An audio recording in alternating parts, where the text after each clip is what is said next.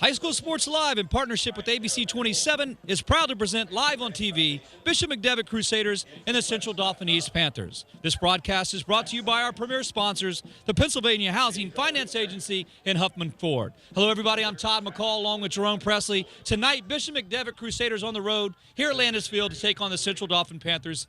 And tonight's game, Bishop McDevitt has actually punched their ticket to the playoffs. East needs a victory to get in.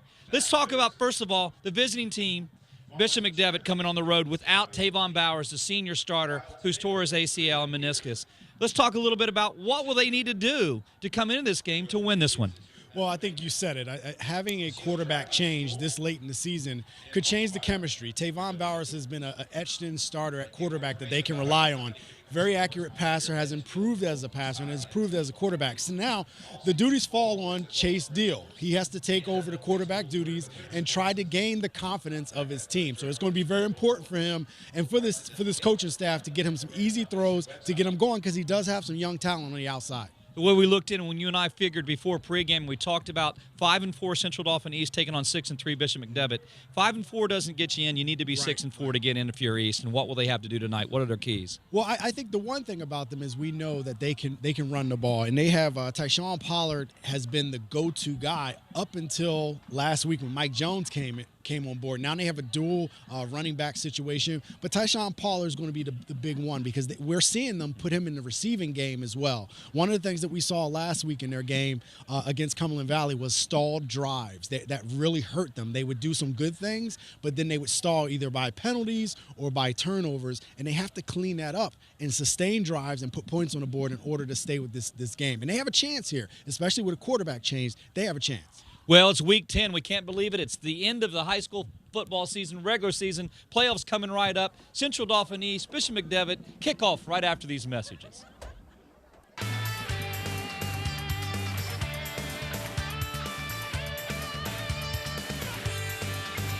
These past few years have been tough on all of us. You worry about the economy, your job, your savings. You may even have given up on your dream of owning your own home. But don't give up just yet.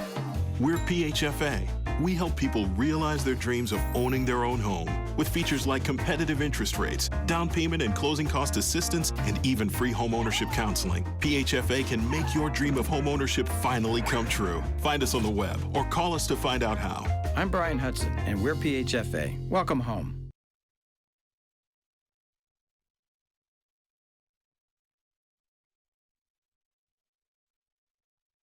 Like tough? Well, when the tough get tougher, they get a Ford F-150 4x4 at Huffman Ford. It's America's safest and toughest truck. And a tough truck requires an easy-to-handle price, as in up to $11,500 off MSRP, or 0% APR for 72 months with approved credit. Or how about a 36-month lease for just $395 per month? Tough truck, easy-to-handle prices at Harrisburg's premier Ford dealer, Huffman Ford. For all those pokers, prodders, shuckers, and sniffers, All Giant Produce is triple checked. Farm, crate, and store. We're focusing on fresh, so you don't have to guess. My Giant. Save big on all of your game day favorites, only at Giant, a proud sponsor of High School Sports Live.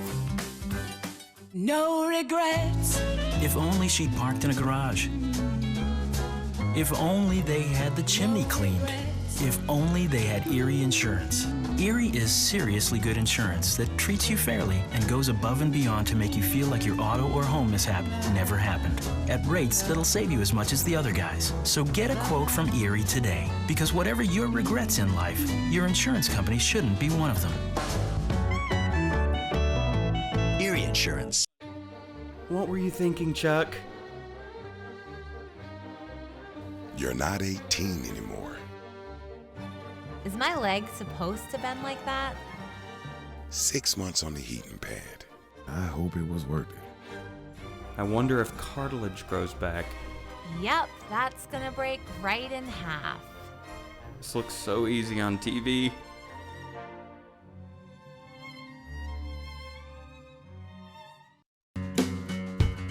Groff Tractor is your full-line equipment dealer representing Case Construction and many other leading brands, serving the total sales, rental, parts, and service needs of its customers. Groff Tractor paves the way for your projects from start to finish. With 11 locations, Groff Tractor is always close by your equipment needs. Groff also offers 24/7 field service. Groff Tractor is your #1 source for everything under construction. Stay low, drop. Players and parents have more confidence in Advanced Hoops and Team PA AAU basketball. It's the only program that invests in a full-time staff to ensure that players get quality coaching, skill development, practice time, and quality tournaments. Over 170 players placed in college. Wow! Since my son has started Advanced Hoops, he's improved in shooting, dribbling, and understanding the concepts of the game. To check out Advanced Hoops and Team PA, go to advancedhoops.com.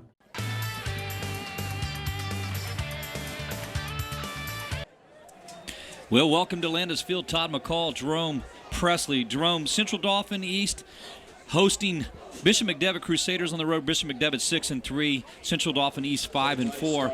And, you know, before we say anything, we expected, when we looked at Week 10 and we saw this game, we knew that we have two high-octane offenses when they get going. There could be a lot of points on the board, and we could see few points put on the board.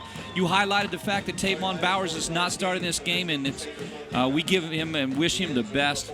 We have really enjoyed watching Tavon play football at Bishop McDevitt, but he will not start with the knee injury. He's out for the season. But when I talked to him in pregame, more importantly, Jerome, he's a positive kid, Wake Forest commit, and he feels confident in his team tonight as they take on Central Dauphin East.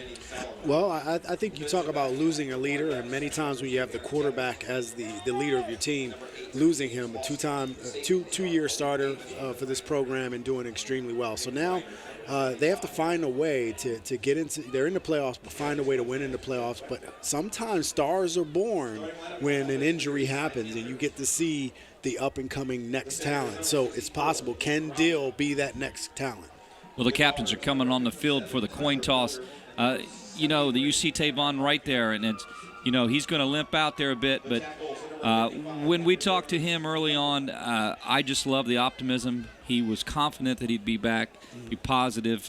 He said, he'll begin his rehab and do what everybody else who's come back from that injury, and that is just work until he gets back to where he wants. Going into this game tonight, Week 10, can you believe it, Jerome? Yeah, it's been a great season. We've seen and covered some really good games, and it's just a pleasure to bring the football of Central Pennsylvania to living rooms of people at home. It's definitely been a good season. It's shaping up to be a good playoff run for many teams. So now teams are starting to position themselves for seedings in the playoffs, whether it's 6A all the way down to the Class A program. So good time of year. We've seen the change in the weather. It's a little cool for the fall now. So, but this is good weather for football. Well, we always talk about being over here at Landis Field. What a beautiful place to play football. More importantly, that cooler weather that's coming in, that starts to begin not only to feel like that later October, November football season, but it starts to feel like playoffs, Jerome. Yeah, definitely, and that's what it's about. It's about trying to get your team positioned for the playoffs, and those teams that don't make the playoffs, those guys are getting ready. Season's over, get ready for the next season, and whether they play a different sport in the winter or get ready to prepare for a little bit of rest and getting ready for next season. Well, let's go to the field and hear our national anthem. It's time for a kickoff right after a national anthem here.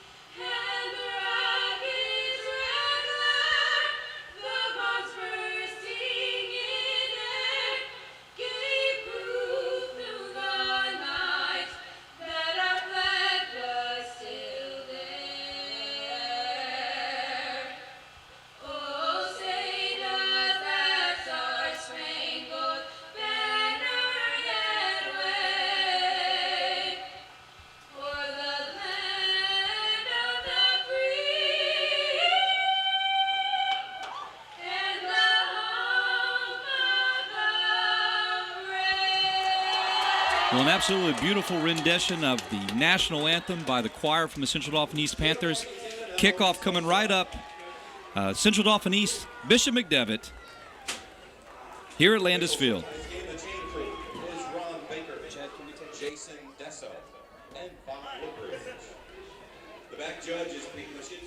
Every day, we pride ourselves in what we do. Hard work is put into every pre-owned vehicle we put on the road. We make sure they are all safe and reliable for your peace of mind. Your real value comes from the Hoffman name and the people that stand behind it. So if you're in the market for a pre-owned vehicle, just call me, Ryan.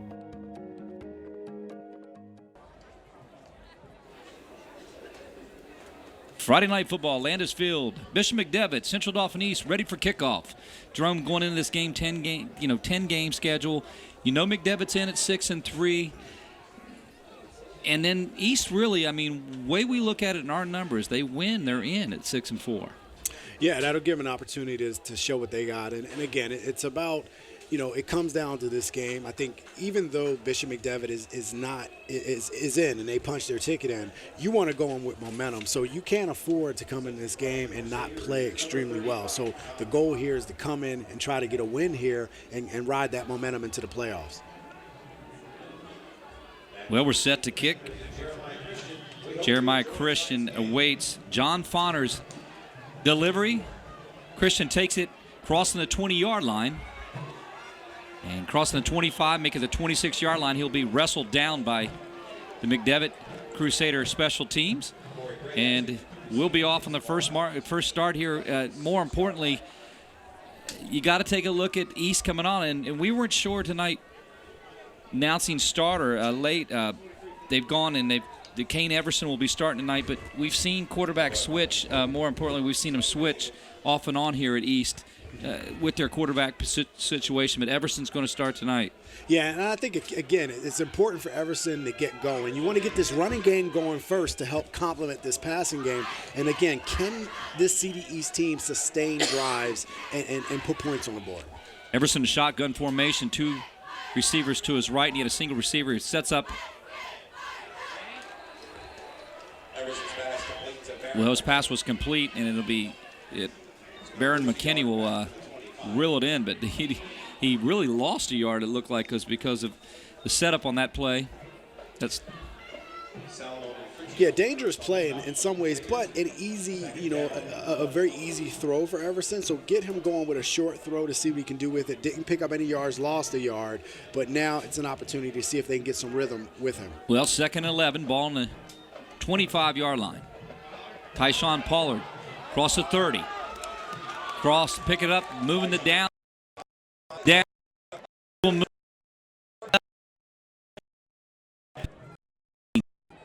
Big pickup for Pollard.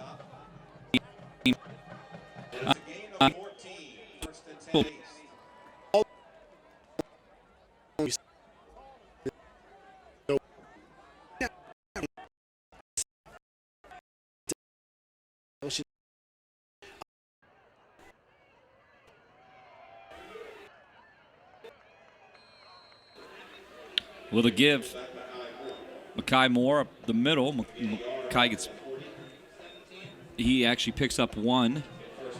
Well, no, gets back to the line of scrimmage. I guess you can call it one, Jerome. But he fought for every bit of that 1 yard.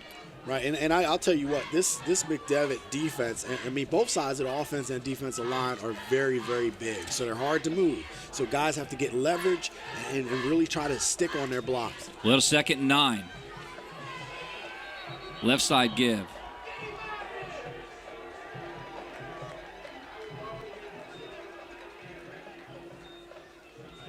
Make it a 3rd and 9. So again, it brings up 3rd and 9. It kind of, McDevitt's defense holds, and they do a good job of it. So now it's forcing the CD East team to show what they can do in the passing game. So we'll see, can Everson get going in the passing game and help this East offense be a little bit more productive than they were last week? Shotgun formation for Everson. Looking to his right all the way. Looking downfield, a pass will be incomplete. His intended receiver was Terrence Danner. We talked about Terrence Danner's size last week at Cumberland Valley game. Thought maybe he ought to be a target that Everson looks to try to hook up with a little often. Definitely. With that kind of size, at 6'5", 200 pounds, he's a very good sized receiver.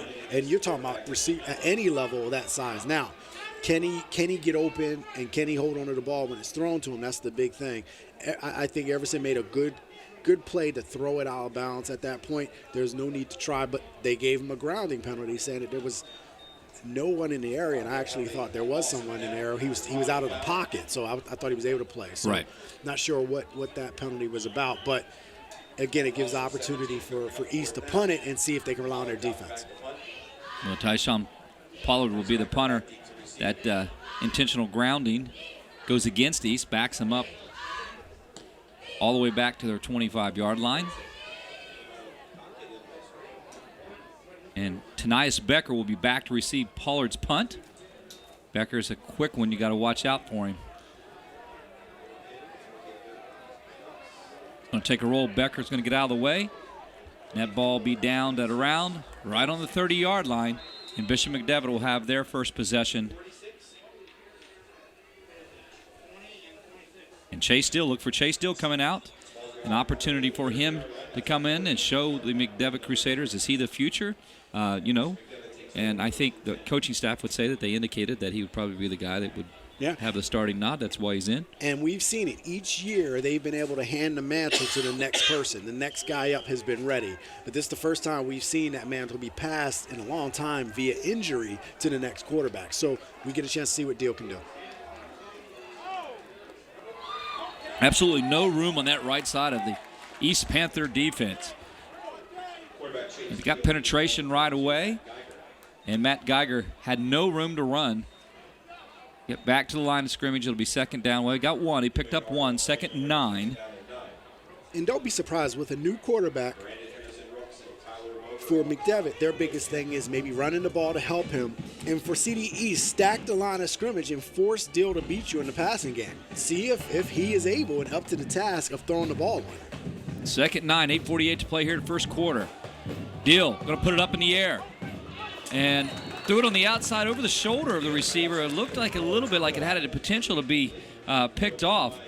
And Kane Everson, the starting quarterback, also plays defense, had coverage on that side and did a really good job on Adams. Yeah, I think he used the outside, the outside line to be able, as his extra defender. He stayed right next to the receiver, keep that contact without a penalty to make sure he knew where the receiver was, and then go up for it at the point of the attack and battle for the ball. So Everson did a good play. We've seen that last week from him. He could be a very effective defensive back.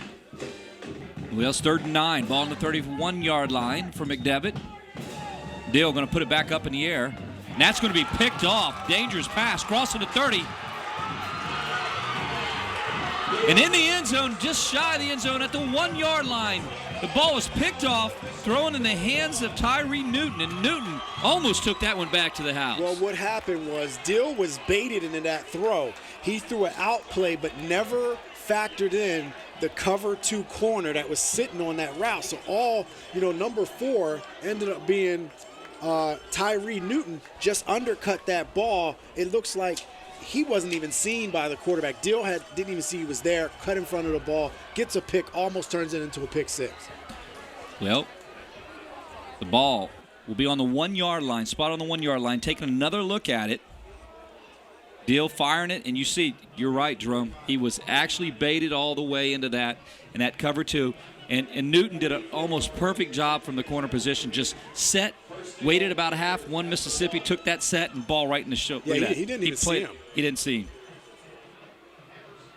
And right there, saving tackle by one of the offensive linemen. But up to the right side, Mike Jones, the former McDevitt Crusader, punches it in for a touchdown, and CD East is on the board. And we see a 6'2", 210 Mike Jones comes with a little bit of power, and you see now the McDevitt team is on their heels against CD East.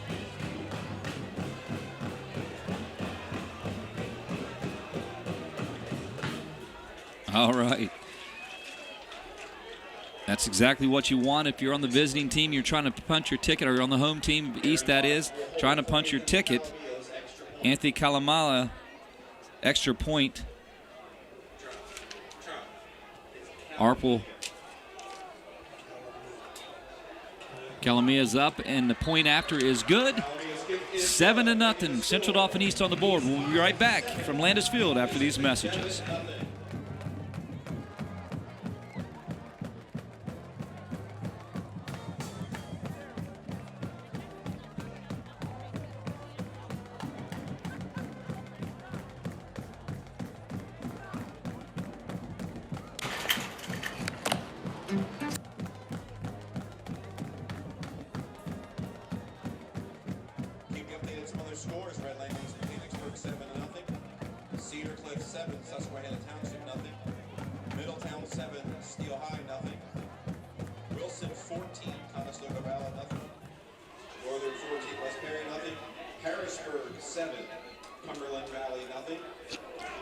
Well, 8:27 to play. Central Dauphin East on the board, 7-0. Bishop McDevitt will have to come back. And in those types of passes, you have to be slightly careful, not even slightly careful. You want to get it into a rhythm for Chase Dill. And I think, what do you think, you know, it looks like he throws a good ball, but he did get baited. And that's just lack of experience, you would think, would have happened there. Well, it's one of those situations with Dill where we got to remember he's young, very youthful, 10th grader. Again, he was thrust into a starting position, for all those and pokers, that was not the plan. Prodders, the plan was for him to sit another year and sniffers, and possibly come into next year as a junior. All Giant Produce is triple checked. And here he's thrust in, didn't see the read, throws a errant throw, and it's a pick. Well, Kalamia will have to re-kick that. There was a flag thrown down. And they're going to have to kick it from the 35-yard line, so back them up 5. And Jerome, I didn't see the call.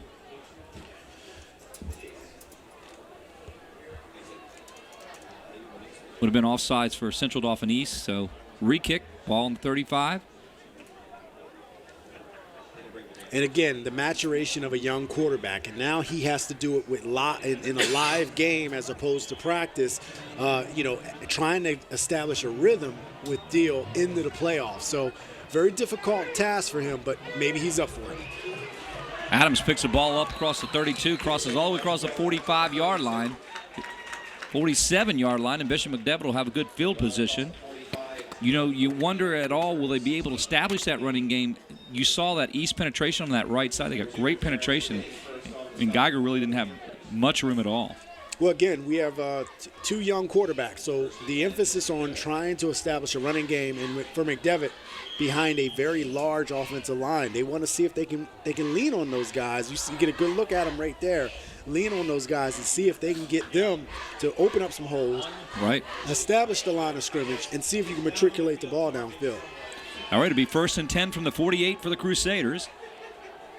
Week 10 here on ABC 27 High School Sports Live. Excited to continue to bring these games Friday nights, night in, night out. That'll be whistles. There's a delay of game. Against the offense. That'll go against Bishop McDevitt. So you can see right now, just 5-yard penalty. You bring in a young guy, you bring in a new quarterback, and you know you're going to see some of those things. That's to be expected. Yeah, and it's unfortunate because you're seeing the maturation this year of some of these young skill position players, like Nazir Burnett being one, Jaquil Adams. Those kids have started to come alive, and they need their quarterback to make some plays for them. He'll be chased out. He had backside pressure, and he'll be chased down by Brandon Hickerson Rooks back at the 41. Hickerson Rooks really brought that backside pressure, and at that point it looked like Chase Dill was running for his life. And we know how good Brandon Hickerson Rooks can be, and I think he's down right now. I mean, his ability speed-wise to cover ground, he just ran Dill down with his speed, athleticism, and now you're seeing him, unfortunately, on the ground. Well, we hope he's all right. He's got a great future ahead of him, Hickerson Rooks does. Again, they'll have a 2nd down and 11. Bishop McDevitt will at the start of the second quarter.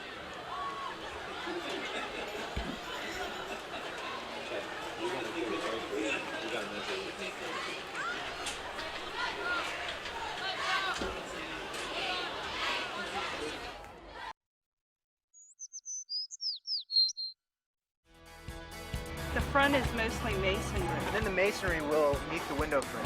I think this project's really coming together. Living Well with a Disability is a free source for anyone with any type of disability. We provide countless resources and endless opportunities to live your best. I really am living well. Call 1-877-2-LIVE-WELL to discover resources available for you. Welcome back. Second down 11, ball on the 42-yard line for the Crusaders. They had trip receivers to the left to give to Geiger. He'll pick up a few, and Geiger's going to have to fight for all his yards tonight. You can tell East is really, you know, that locker room talk was very simple. We know McDevitt comes in the game already in the playoffs. To get in these playoffs, you've got to win. And I see a determined East Panthers. They played Cumberland Valley very tough last week, Jerome. I mean, they were in that ball game. They had moments. Yeah, they definitely had some moments. I thought they was a little overwhelmed. You're not going to see this today. I mean, I think you see Boger up front. You see Hickerson Rooks up front. Number 55, Rivers is up front. Those guys are really playing lights out right now. Well, we have a score in already. Harrisburg 14 over Cumberland Valley, nothing. Boger busts through and sacks Dill. What a great play out of the senior. And I'll tell you what, you see what the game plan is. Go after Dill. You saw a double inside linebacker blitz right up the A-gap, and Dill had no chance. He didn't even have an opportunity to set his feet. Dill, guys engaged. Boger comes flying through. He has a hole. The offensive line didn't do a good job of picking that up. And there you see the game plan and the blueprint today for what CD East plans to do. Almost a high snap. It's handled.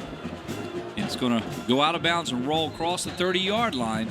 And East will get the ball right back. And the ball will be on the 33-yard line with 6:35 to play for McDevitt. For East, as they will have their second possession. And you talked about the Harrisburg score. They're currently over Cumberland Valley. Yeah. They are a different team now than they were at the beginning of the school year. They have gotten an infusion of excitement there with the move of Michael Parsons going there. It has really infused this team. They are now hitting on all cylinders. And when you talk about this team in the mid-state that no one wants to see that first round of playoffs or at all, it could be the Harrisburg Cougars. They're pretty good. Give right side to Pollard. Pollard crossing the 35, making it 36.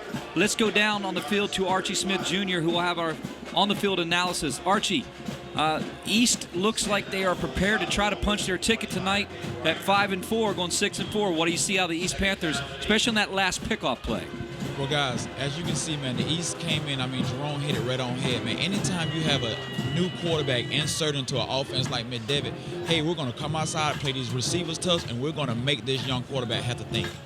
Thank you, Archie. Second down, Nate. Pollard. Pollard across the 40, going to break open. Bouncing outside, and he'll be wrestled down just shy of the 25-yard line from the backside. Tyson Pollard picks up a 40-yard gain for Central Dauphin East. And we know that Pollard has skill. Look at that offensive line. They did a good job. He makes a good cut, plants his feet, gets upfield. And we know he has the potential to get in the open field and do some good things. So right now, this CD East team has Bishop McDevitt on their heels, and they're thinking, we have to win this game, and we're going to do everything we can to try to win it. Davis chased him down, came to the backside to make the tackle. Just like that, we have a quarterback change for East. You'll see them play. Everson will play line up at quarterback, as will Jalen Hawthorne. Hawthorne's now got the second possession. And Hawthorne's the bigger of the two at 6'1", 175 pounds. He's also a junior. So both of these kids are pretty young. You know, we have Everson is only a 10th grader, and then Hawthorne a junior. So their quarterback situation, they're trying to figure out how they can groom these kids for the future as of the now. You know what I mean? So I think that's what they want to do and use that running game. Well, they'll give it to Pollard. Pollard with some room, crossing the 20-yard line. Trying to cut it back in. Just shy of the 12, and he'll be knocked out of bounds. But he moved the chains. Gaithers come over to make the tackle. Take a look at one more time. That little stutter step that Pollard used, because at that point, it looked like number 22, Matt Geiger, had him in the rights. But Pollard does a quick stutter step, turns on the afterburner, is able to get by him. It was that stutter step that got him by Matt Geiger. 1st and 10, ball in the 13. Give to Pollard. Pollard moving forward. Crossing the 10-yard line, wrestled down at the 8. And that's the thing, Todd. When your running game is effective, it really puts you in a situation where you can really open up and diversify your offense when you want to. So you throw when you want to instead of you have to. And that's where you saw the difference between this week and last week when it came to East. Last week against Cumberland Valley, they had periods of time where they thought they had to throw. And in those situations, Cumberland Valley was ready for it. Here, you see the offensive line doing a good job. The running game is being very effective, so they're able to dictate the tempo of what they want to do. Makai Moore also in the backfield with Christian and Pollard. Pollard again on the right side. He'll pick up a couple. And there's the stiff defense of Bishop McDevitt. Number 31, Vinny Solomon, comes up and makes a play along with a host of other guys there. So, again, that defense has to stiffen up. You don't want to go down 2 touchdowns with a novice quarterback as your signal caller right now, because then you're going to get in a situation where you have to throw with this young kid, and it can open up for a lot of mistakes. Pollard nowhere to go there. Met Salomon there, and Geiger coming up to assist on the tackle. And again, good job by that Bishop McDevitt defense. They bend, but they don't break, and they're able to hold to a possible field goal attempt. Just outside the 8, brings up 4th down and 5. Anthony Calamia will come on. His attempt will be at 25 yards out. Holds down, ball's up, and it's good. Put 3 more on the board for Central Dauphin. We'll be back at Landis Field after these messages. Bishop McDevitt, nothing.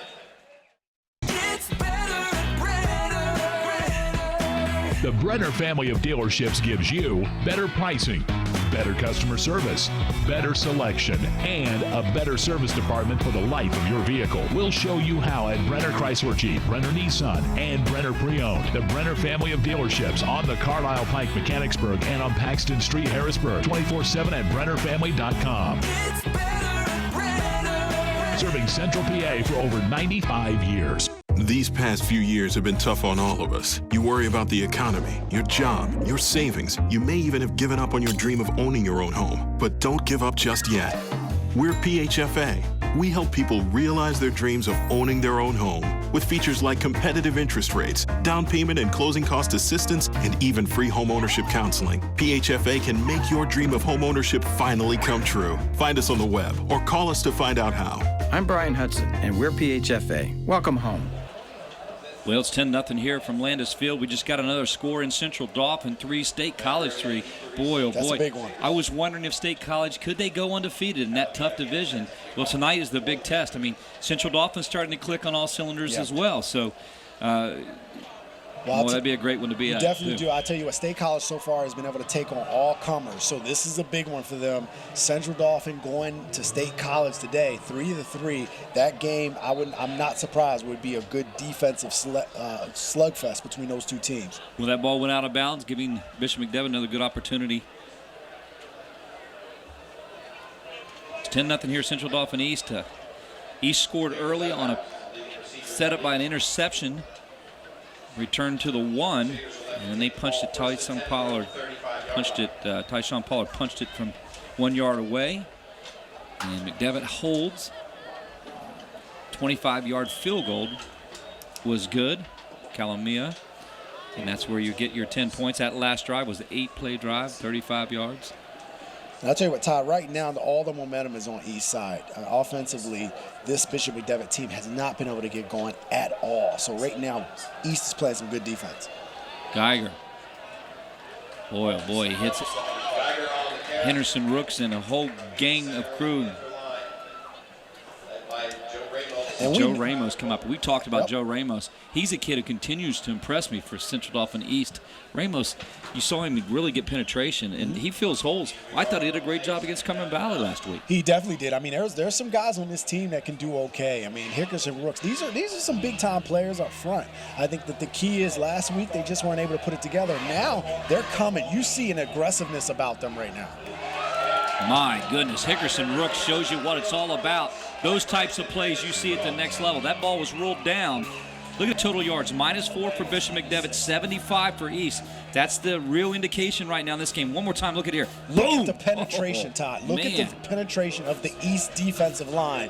Linebackers, they are firing. They are 100% selling out. They're not respecting a pass play at all. They are coming after the quarterback. They're coming after the running back. You see run bits. You see pass blitz. They are coming. All right, 3rd down and 11. Ball on the 34-yard line for the Crusaders. And you see zero coverage right now. You don't see any safety help in the background. It's man-to-man, and everybody that's not on a man is going after the quarterback. So you're speeding up that clock. And Deal's head, this 10th grader has to perform, and they're speeding up that clock in his head to make sure they let him know that they're coming to get him. And right now, so far, great game plan by Coach Black. Chase Deal's ball was incomplete to Becker.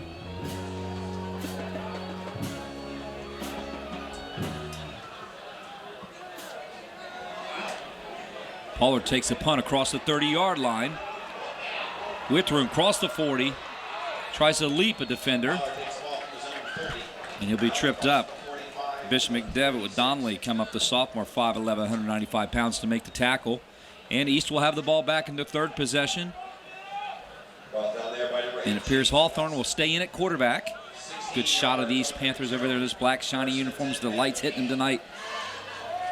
They're playing like they have a mission, and that sounds like the playoff mission. 1:31 to play here. Ball on the 46-yard line. Hawthorne's going to keep it. And a big opening. Picked up 8. And that was a good play design there. And I don't know if it was called or if Hawthorne decided to take it. But you see basically a quarterback draw. He gets upfield, splits the defenders, and able to get positive yards, 7 yards on that gain. So, again, this East team has this Bishop McDevitt defense on their heels. 2nd and 3. Hawthorne in shotgun formation, twin receivers in your screen. He's going to keep it again. And Matt Geiger says no this time and comes up and makes a great tackle. Geiger does play that defensive spot very well. He's shifty, he's physically fast. I think on that other side of the ball, I think the defensive spot is. Well, Geiger's a good tackler. I mean, that's the one thing about him. He's very sound in his tackling and has been sound. I mean, that's the one thing that you can make sure that you get from him is his ability to come up and make a play when needed. So now, can this defense stiffen up here? They're going to need to. 3rd down and 4 might be the last play of the first quarter. Hawthorne looking Pollard side. Pollard catches across the 45, and he'll be knocked out of bounds. 14 seconds here in the first quarter. And they're going to be shy of the down markers, so make it a 3rd and 4 coming up.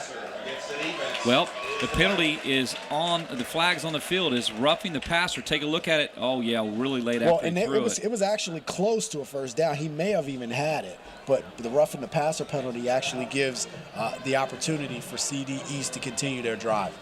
We'll come back and. I mean, Hawthorne took a shot one more time here. Look at this. And that was Aaron Gathers coming. And he may have been a little shy. It may have been a half a yard shy, yard to half a yard shy, and then all of a sudden with the penalty, it negates that and gives East a first down and continued momentum. Well, East will have a first down. Ball will be on the 33-yard line of Bishop McDevitt.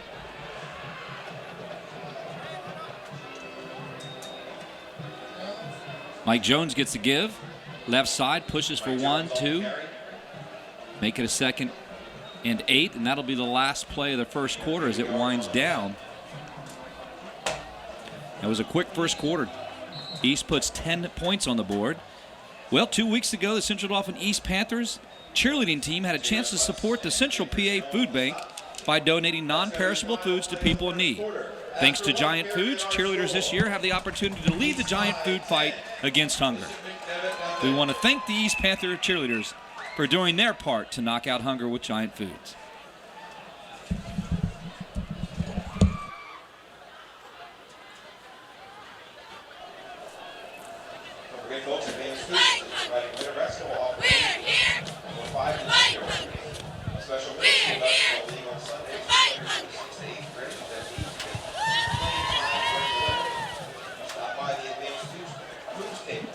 Well, start of the second quarter. East will have the ball. 2nd down and 10 from the 33-yard line. And it's been all Central Dauphin East. Yeah, so far, I mean, it's been all East. Now, can East open this thing up? And a touchdown would do that. You know, you want to get in the end zone and put this up. You know, 17-0 would be very, very big for them. So can they establish and continue this drive and get in the end zone with a touchdown that could be a really, really big score in the deciding game, score in this game? Backside pressure by Geiger, but he missed him. Crossed the 10, the 5. Hawthorne in the end zone. Touchdown, Central Dauphin East. Matt Geiger brought the pressure, but just missed him. Hawthorne felt the pressure, stepped up, touchdown Panthers. Did you see Hawthorne explode on this play? He read option, but he looks like he's going to throw it. He sees a lane and he takes off. This Bishop McDevitt defense did not even expect this at all. Hawthorne takes off, gets upfield, touchdown, good play. And Geiger just looked like he missed the tackle. And Hawthorne, it's like the Red Sea splits open and he just takes off. Aaron Arp will have the Kalamia hold. Snap, the hold up, and the point after is good. More from Landis Field on ABC 27 after these messages.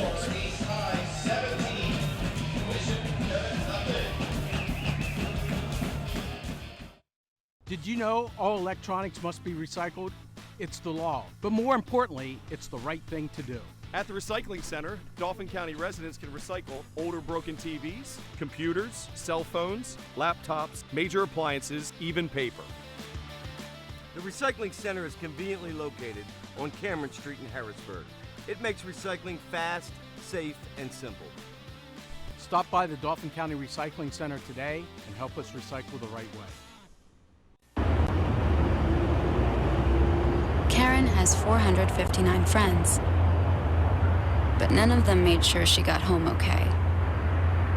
None of them suggested she skip the next drink, try a glass of water, or maybe just call it a night. Karen has 459 friends, but tonight, what she really needed was one good one. Well, Hawthorne does a nice shifty move to score another touchdown, and Panthers, the East Panthers up 17-0. Let's go to Archie Smith Jr. down on the field. Archie, that is the starting defense of Bishop McDevitt, but right now there are some concerns, some big question marks. They cannot find a way to contain East at all tonight. Well, Coach, I am down here on the McDevitt sideline, and I mean the defensive coordinator met his players on the field before they even can make it over to the bench to let them know what is going on, to let them know, hey, these guys want it more than you do. Thank you, Archie. That last play, or last drive, was 4 plays, 54 yards, only chewed a minute, 48 seconds, but East is putting points. They're in bunches. Now, we know that McDevitt has given up their share of points. Like, if you remember, in a victory over league nemesis Cedar Cliff, they had to outscore them 42-35, but they did. But we know defensively they've kind of settled down lately, and we thought that we would see at least their starting defense put pressure on Hawthorne and the guys on the east side. But tonight they haven't been able to bring much at all, Jerome. Well, especially on that last drive, because I mean, before that, remember the touchdown was the first touchdown was a result of an interception, and then there was some yardage gained by CD East, and you saw Bishop McDevitt hold on defense, and then this play just exploded it right open. So you need your defense to have key plays. They weren't doing bad. It's just that now that play right there was a huge error on their part. Assignment football, assignment missed. Hawthorne goes for a long gain and a touchdown. So the thing is, now they are down, and this is going to put this quarterback in a different situation in this game to try to bring back. Deal back to pass. Delivers, it's incomplete. Great coverage by Arp for East. Third and nine, excuse me, for McDevitt. I'll tell you this right now, and this is a concern. One of the more difficult passes is a hitch route or a deep out. And in this situation, you saw the hitch, and that ball has to be on a rope. And you saw there's a hitch in the throw of the quarterback that can be jumped by any corner. I mean, if Archie can attest to this, when you see a quarterback take that hitch, what are you going to do with that as a corner? Archie? Well, guys, you already know, when we're looking at a new quarterback, and now we're actually anticipating on him to throw the short route. So what we're going to do, we're going to sit down on all short corner routes. And like you say, man, if I can get a jump on it, it's going for 6. Exactly. And that's what we almost saw. Chase Steele's pass is delivered just a little bit high to Tanias Becker, and Becker, you could see if that was delivered in stride, I mean, he would have taken that. He had some yardage after the catch. We know Becker's very quick sophomore, but it was just delivered too high. Becker has to help him out there. That ball hit him in the hands. It was high, but it hit him in the hands. And there, Dill threw a decent ball. You got to bring that in. Geiger's punt to Pollard. Pollard's going to have to stay out of the way. It's going to cross the 32-yard line, make it the 33, and Central Dauphin East will have the ball back. And we see Hawthorne. Hawthorne seems to be more dangerous in the ground game than Everson because Hawthorne has a speed with him and a decisiveness. And you get a chance to see the crowd, looking on at this game and see what's going on. I think this is the McDevitt side, and they're trying to figure out what's going on with their Crusaders.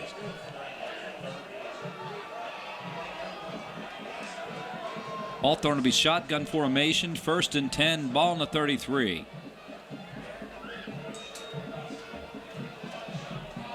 Give to Pollard, right side. Pollard to be the workhorse tonight.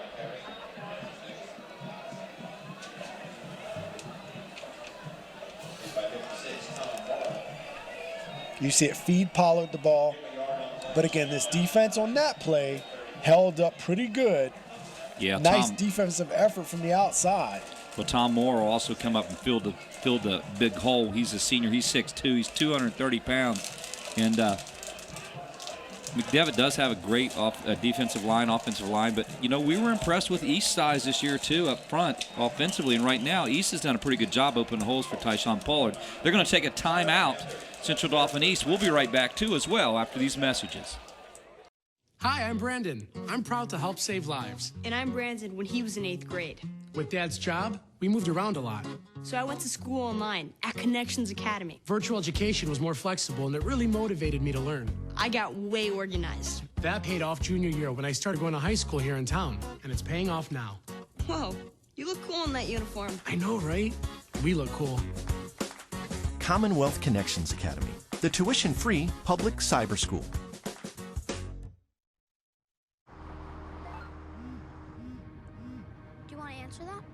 Nah, I'd never with a kid in the car. It's okay. I'm not here.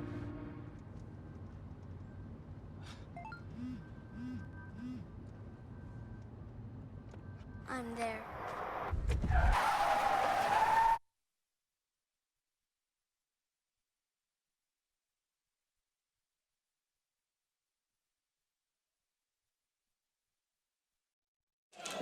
Well, 2nd and 9, ball on the 34-yard line for East. They're in the driver's seat, 17-0 here over McDevitt. Hawthorne is the starter now for East. Jet sweep for Arp. Arp crossing the 40-yard line to be knocked out of bounds by Geiger and crew. And again, you see Arp, another stutter step situation that springs you, and then you can turn on the Jets. The jet sweep, Hawthorne comes back. Defense seems to have stretched him out, and then he's able to get the corner. And you see the speed of this East team. They have the speed and quickness to be able to outflank McDevitt. Well, before 1st and 10, ball on the 45-yard line for the Panthers.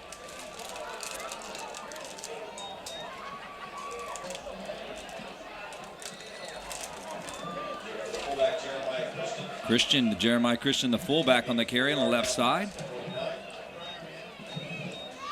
He'll pick up 4 to be 2nd and 6. Ball again on the 49-yard line for East. And again, very impressed with this East offense. We knew that they had playmakers over there, and they're starting to show it tonight. They've had some pretty good games this year. So you're seeing them trying to put this together and see what they can do here to really salt this game away. And I'll tell you, another score will be very detrimental to McDevitt's chances of trying to come back. Give to Pollard. Pollard across the 50-yard line, putting his head down. He'll be shy of moving the chain, so it'll be a 3rd down. And make it 3rd and about 3. The tackle made by Sam Allen coming up from his linebacker position. And now we got 3rd and 2 for this East team. Can McDevitt hold and try to force this East team to punt? Well, Edward Rivers and Ramos up front, along with Boger, doing a real effective job opening holes tonight. Also on that starting lineup is Donaldson, Raquan Donaldson Sr. He's 245 at 5'10". You see there as they're just moving forward. Nicholas Robbins, also the number 64 senior, 5'9", 235 pounds. So hats off to that offensive line right now, doing the job. 8:36 to play, 1st and 10 for the Panthers.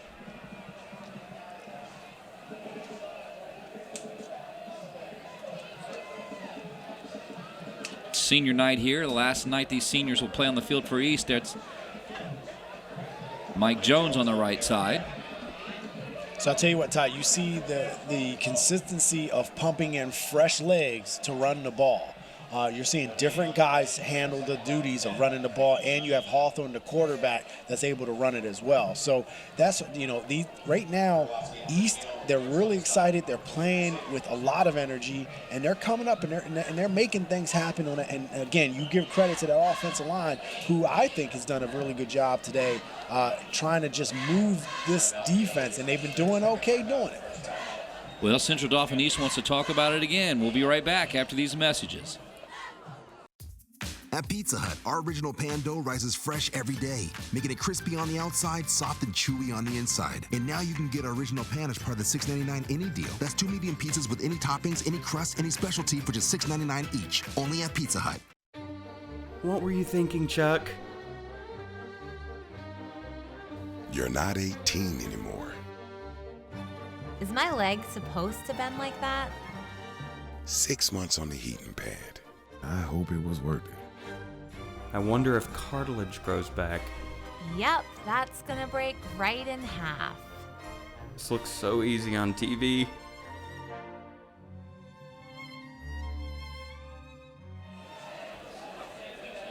Second and 10, 7:51 to play. East with a commanding 17-0 lead. Hawthorne will be in shotgun formation. 2 backs, puts 1 receiver in motion on your screen. Pollard moving forward.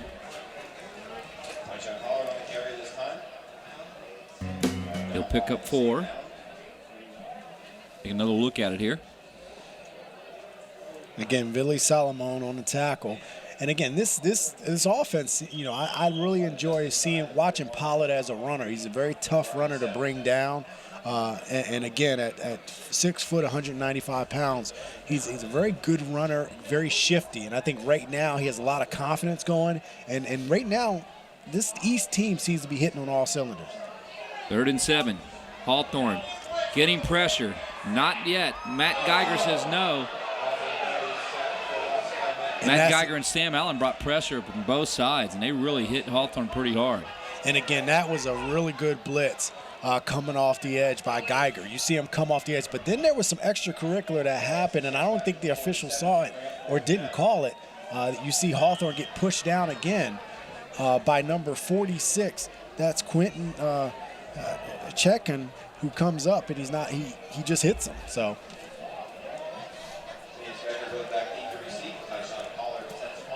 Well, it'll be 4th and 13. Pollard will punt. Jaquil Adams will be back to receive the Pollard punt.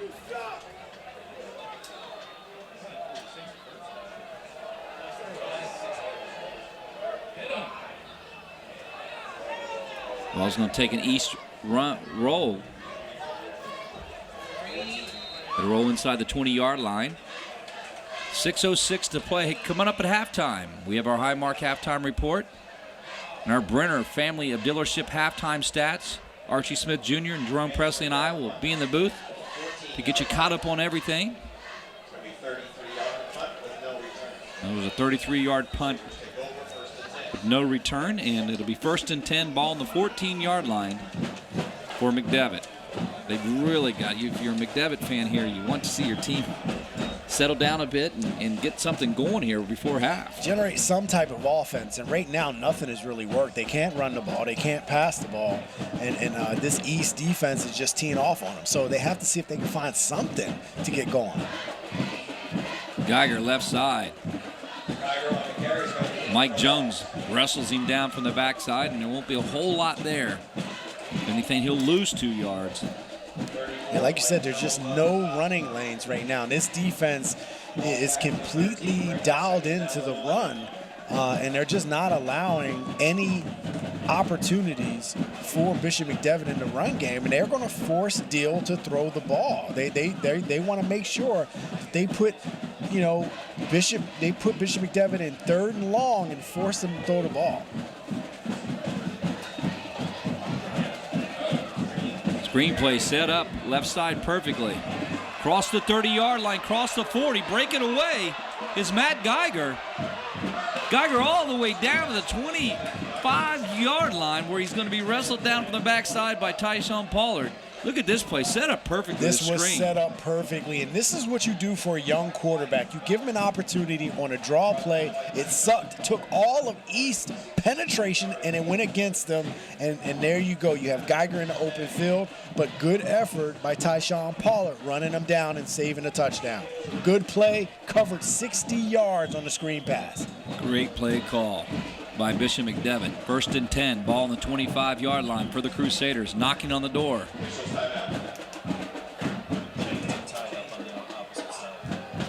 Well, on the opposite side of the field, the chains got tangled, so they're going to have to untangle those, and officials want to make sure they get those all straightened out. The field crew here. Looks like they got it. It'd be 1st and 10 for Bishop McDevitt. The best thing that's happened to the Crusaders tonight on that screen play.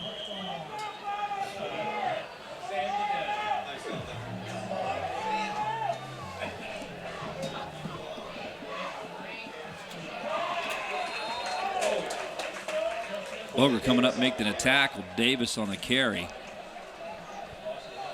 And again, see some good defense up front. We have a player down, though.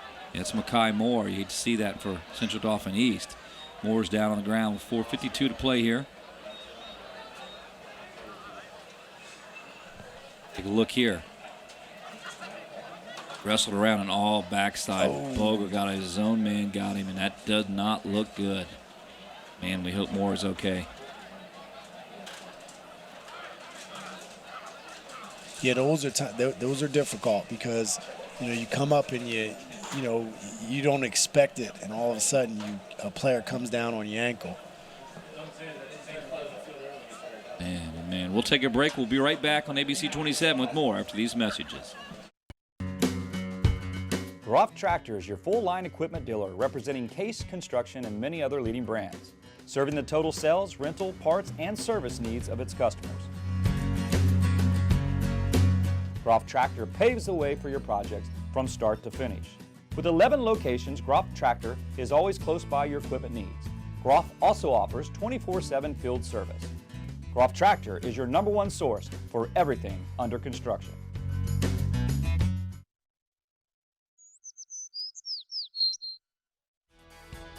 The front is mostly masonry. And then the masonry will meet the window frame. I think this project's really coming together. Living Well with a Disability is a free source for anyone with any type of disability. We provide countless resources and endless opportunities to live your best. I really am living well.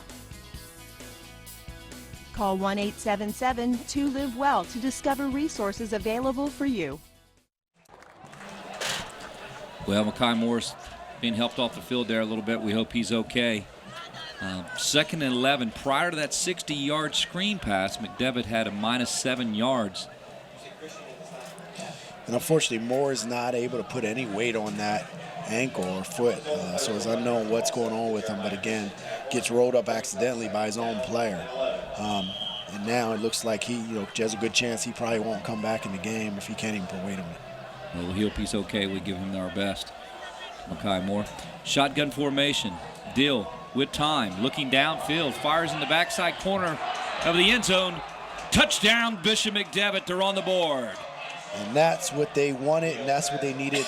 I'll tell you what, Nazir Burnett, he's been itching. We've seen him early in the season come of age, and on this, he does a stop and go on the defender, who I still thought it was Kane Everson. I still thought he was maybe in position to make a play on this ball, and he's not able to do it. Doesn't get his head around and his hands up in time to be able to disrupt that ball. And we know that Burnett can get open. He can be explosive at 6 foot, 170 pounds. Nazir Burnett takes a 25-yard pass connection from Dill for the touchdown. Now we got flags on the point after.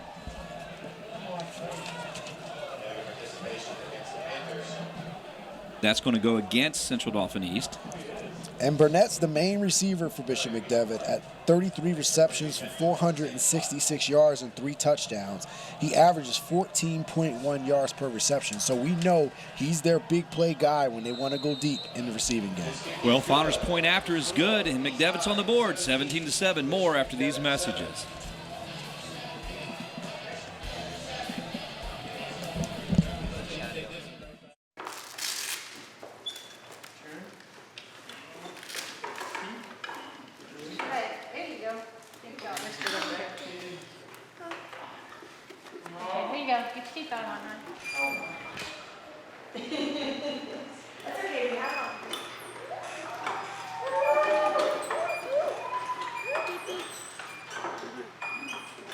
Living proof of the difference you can make when you're all for health. Highmark Blue Shield. No regrets. If only she'd parked in a garage. If only they had the chimney cleaned. If only they had Erie Insurance. Erie is seriously good insurance that treats you fairly and goes above and beyond to make you feel like your auto or home mishap never happened. At rates that'll save you as much as the other guys. So get a quote from Erie today. Because whatever your regrets in life, your insurance company shouldn't be one of them. Erie Insurance. Well, last play, last drive, 4 plays, 86 yards, 129. Dill hooks up the beautiful ball, throws a great pass to the leading receiver, Nazir Burnett. That was Tavon Bauer's favorite target this year. And again, now you see, possible momentum shift right here with Bishop McDevitt. They come down, a mistake made on the kickoff return, and now it pins CD East back. So you're talking about if Bishop McDevitt can get a stop here and then capitalize and get some points, they're right back in this game. So, this is not out of reach for them at all, and East cannot get complacent. Well, Corey Gray picked the ball up, the sophomore, for East, and tried to bring it back, and now they're pinned inside the 10-yard line, their own 10-yard line. First and 10, 4:31 to play. Coming up here at halftime, our Highmark halftime report. R.G. Smith Jr. and Jerome Presley and I will catch you up on everything, stats. Pollard on the right side. Pollard going to move the chains first down. Geiger will have to tackle him, bring him down. And that'll move the chains and give some room for the East Panthers. And right now, Pollard is having a good game for the most part. He's getting chunks of yardage. Good job getting to the outside and using his speed and power to finish the play strong. Sean Pollard, very, very strong physical athlete. Great running back here at East.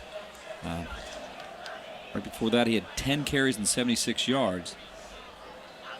That's 11 carries, and he's over 90 yards.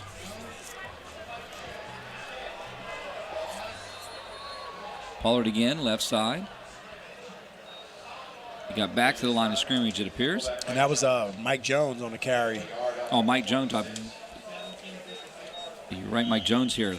And he got back to the line of scrimmage and holding for dear life.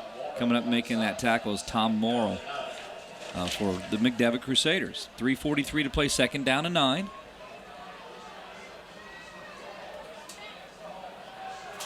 Hawthorne looking downfield.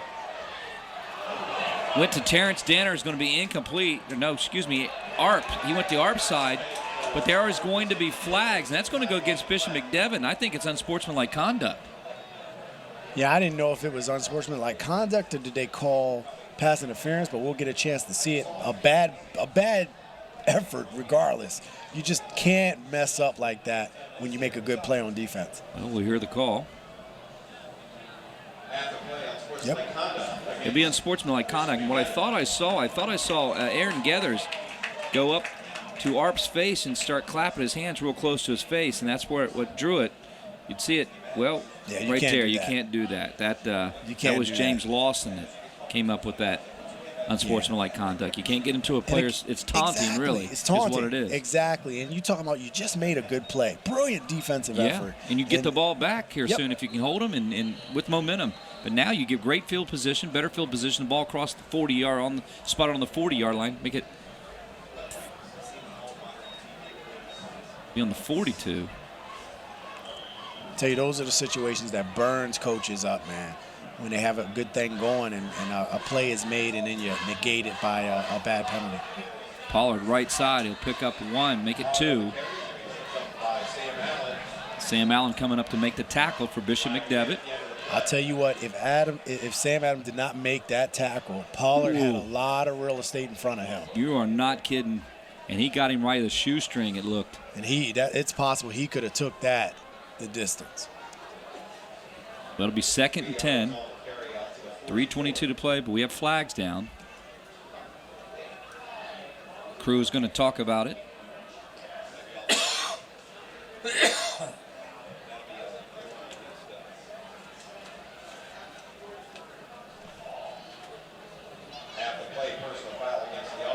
Well, that's a personal foul call. It's going to go against Central Dauphin East, but there's also a personal foul against McDevitt. They'll offset those penalties. It'll be 2nd and 10. The ball will be on the 41-yard line for Central Dauphin East.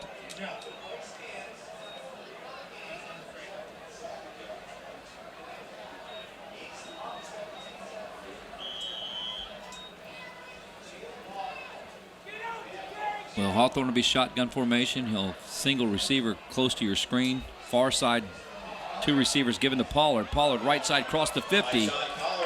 Sam Allen will have to tackle him down. I'll tell you what, that'll be a first down. This kid's getting stronger as the game goes on. He really is. And he's showing his shiftiness. Good lead blocking by number 25, Jeremiah Christian, leading the way. And again, this offensive line is doing a good job. And you, as a ball carrier, you want the ball and the momentum. And just right now, he's just playing lights out football. Well, Christian is the fullback. Pollard left side. Benny Salomon will come up to make the tackle for McDevitt. And Joe Parker will assist on the tackle. Take a look at it again here. It'll be 2nd and 8. Ball on the 44. So far, been an impressive drive for CD East. And again, we get a chance to see more from the injury sitting on the sideline, and they're tending to him. Not sure if he'll come back, but definitely a tough injury for him. Pollard right side across the 40. And he'll be knocked out. He'll pick up the first down. There's also going to be a flag. Wow, another one. And unfortunately, we had a bystander over there goes down too. But again, a bad decision from Bishop McDevitt. Pollard running hard, getting the outside. I mean, the one thing about it, Todd, is how impressive are you at seeing him hit the outside like he's doing? He's getting out there almost anytime he wants. We're right. Well, there's that personal foul that's going to knock more onto that run. But Pollard is right here. Watch this. He gets a great block by Christian, the fullback, stiff arms, but he is tough when he gets the angle in the corner on you, and he's explosive. And he's doing everything fundamentally you do when you're back, and that's square your shoulders, and he runs hard. And when he gets the corner, he turns it on. He's got a second gear that I forgot that we knew about it. Yeah, I think it's deceptive. I think right now you're seeing across the games they're playing, and teams don't see it coming, and then he turns it on, and right there he's able to get the corner or the edge anytime he wants. Well, let's go down to Archie Smith Jr. on the field. Archie, Tyson Pollard, he's now 12 carries, is over 100 yards. He's tough right now. McDevitt's having their hands full with number 1. One thing I see, guys, is CD has found something off of that right side. If you can see, Hawthorne's long run came from the right side. Every one of these guys' long run is coming off of that right side, which will be McDevitt's left side. So if McDevitt doesn't try to make an adjustment right here, guys, hey, this guy can have a really big game. Well, he has 15 carries, 115. It's really I would say the factor. Watch one more time here. Just what he does. And you don't wrap him. That's the other thing, Jerome. You don't wrap him, and he puts on another 20 yards plus. And hey, man, Mekhi Moore is back in the game. He was blocking on that play. Number 9 seemed like he was back in the game. So I think they're happy to see him back in. Well, we're glad to see Mekhi Moore. That injury looked pretty bad. He got rolled up on. Sorry about that. That was not him on that play. So he's still out, unfortunately. We wish him the best. 1st and 10 and ball on the 23-yard line. I don't know what the holdup is with the official crew. They're going to talk about something. Well, coming up halftime, we'll have our Highmark halftime report and our Brenner family of dealership halftime stats. We'll also have Charlie Fortney will have an interview, the Center for Independent Living, as well as an interview with Heather Haggard from Pizza Hut. Coming up all at halftime. And I'm not sure, Jerome, what the crew has to talk about, but yeah, they're having a lengthy conversation. I don't know if they're trying to get the right spot or if it's the time, trying to get the correct time or what, but they're conversing. And I know if you're CD East, you're like, come on, man, don't slow down my momentum. That's right. Right now, we're on a roll. You do not want to get cold. Even Pollard's like, hey, what's going on here, man? I mean, we had a rhythm. I had a rhythm. I don't want to break this rhythm. Yeah.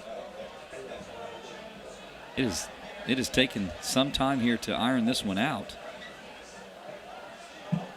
Let's go down, Archie. Archie, do you have any idea what they might be discussing on the field there, what the officiating crew is? I mean, it's really freezing up the I would say the rhythm and the momentum here of East. Well, guys, if you can see, I think after the play was a first down, and then we had a personal foul after that play occurred. So the officials just want to make sure that they have the right timing and the right spot on the game to get the game going, running real smooth. All right, so they're going to add some more. They didn't have this ball spotted properly. As you said, Archie, you're right. They're going to have to march off a few, and that's going to benefit East. Well, what you have is you have McDevitt, who can decline that penalty, which was East. I'm sorry, and you can tack on the yards, which they did, which was a first down. So they tacked on the yards. Now we got a first down on the 18-yard line in the red zone of McDevitt. Thank you, Archie. They're in the red zone. Central Dauphin East, first down and 10. Thanks, Arch. Now we're ready to play. Man, oh man. Give to Mike Jones. Mike Jones, right side. Hawthorne gets hit late again. You saw that on the screen. Hawthorne goes down. Geiger put a shot on him. Coming up to make that tackle for Bishop McDevitt was Chekong. Well, you're starting to see that seems to be the game plan right now is on a read option. If the quarterback does not keep it regardless, put him on the ground. So you see Geiger there put Hawthorne on the ground immediately. Well, 2nd and 9 will be coming up. Oh, man, I don't know.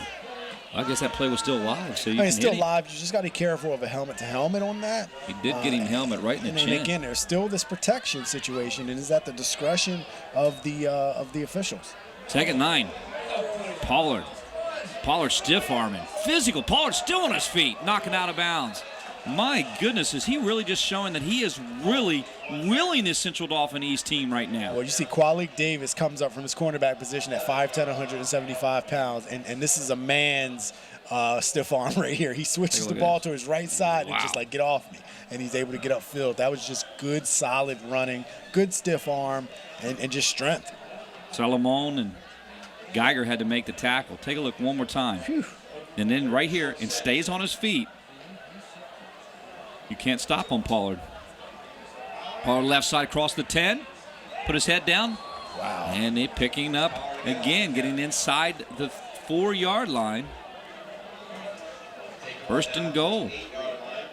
Well, just shy. Notice actually he missed the down marker, so he's fourth and he's shy about 2, call it 3. Well, you see almost a crossing of the backs. You see the fullback, number 25. That's Jeremiah Christian will go to the right side of the offense, keep the flow, and then they give it. There's almost this delayed handoff to Pollard to go left, and then he gets to corner because of how fast and quick he is. Well, East wants to take a timeout. We'll come right back on ABC 27 after these messages. At Pizza Hut, our original pan dough rises fresh every day, making it crispy on the outside, soft and chewy on the inside. And now you can get our original pan as part of the $6.99 any deal. That's 2 medium pizzas with any toppings, any crust, any specialty for just $6.99 each. Only at Pizza Hut. Did you know all electronics must be recycled? It's the law. But more importantly, it's the right thing to do. At the Recycling Center, Dauphin County residents can recycle older broken TVs, computers, cell phones, laptops, major appliances, even paper. The Recycling Center is conveniently located on Cameron Street in Harrisburg. It makes recycling fast, safe, and simple. Stop by the Dauphin County Recycling Center today and help us recycle the right way. Well, 4th down and 2 for East. 1:18 to play here before the half. Hawthorne under center. Hawthorne's going to keep it, but I do not believe he got it. Benny Salomon coming up and said, no, not now. That was a solid effort. Boy, that's a big hold for Bishop McDevitt. They're going to get the ball back. I mean, just think about it, how much CD East controlled this drive. Penalties helped them, but you saw a nice dose of running on the play by, and you get to the end, Tyshawn Pollard running the ball a lot, and then you rely on the quarterback on a quick sneak, and that was just read perfectly by Bishop McDevitt.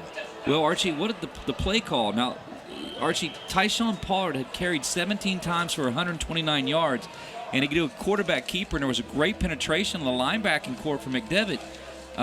More importantly, so Arch, what do you think on the play call? We'll come back to Archie in a moment. First and 10, 1:13 to play here.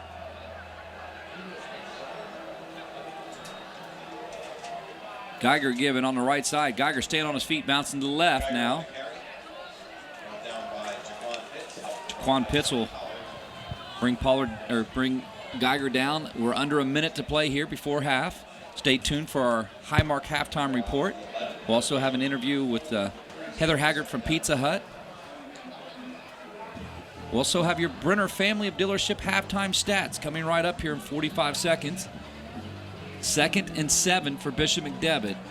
And you see Geiger, 5'10", 200 pounds. He has a low center of gravity, big, strong runner. They're going to see if they can ride him for a little bit. Geiger making a cut. Boger says no, brings him down.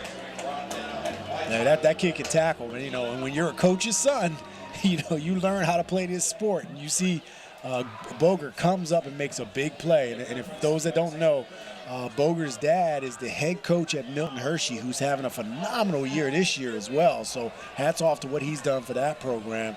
They did have a tough loss last week against Middletown, but that's their only 2nd loss of the year. So Boger is learning from his dad. Well, that's going to be the last play of the first half. Coming right up, our Highmark halftime report. Central Dauphin East 17, Bishop McDevitt 7. More on ABC 27 after these messages. Like tough? Well, when the tough get tougher, they get a Ford F-150 4x4 at Hoffman Ford. It's America's safest and toughest truck. And a tough truck requires an easy-to-handle price, as in up to $11,500 off MSRP. Or 0% APR for 72 months with approved credit. Or how about a 36-month lease for just $395 per month? Tough truck, easy-to-handle prices at Harrisburg's premier Ford dealer, Hoffman Ford. These past few years have been tough on all of us. You worry about the economy, your job, your savings. You may even have given up on your dream of owning your own home. But don't give up just yet. We're PHFA. We help people realize their dreams of owning their own home with features like competitive interest rates, down payment and closing cost assistance, and even free homeownership counseling. PHFA can make your dream of homeownership finally come true. Find us on the web or call us to find out how. I'm Brian Hudson, and we're PHFA. Welcome home.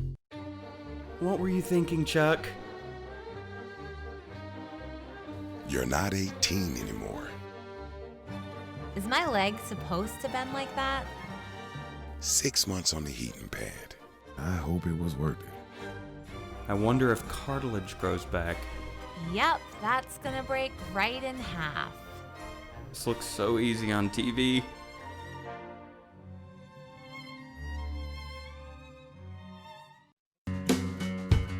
Groff Tractor is your full-line equipment dealer representing Case Construction and many other leading brands, serving the total sales, rental, parts, and service needs of its customers.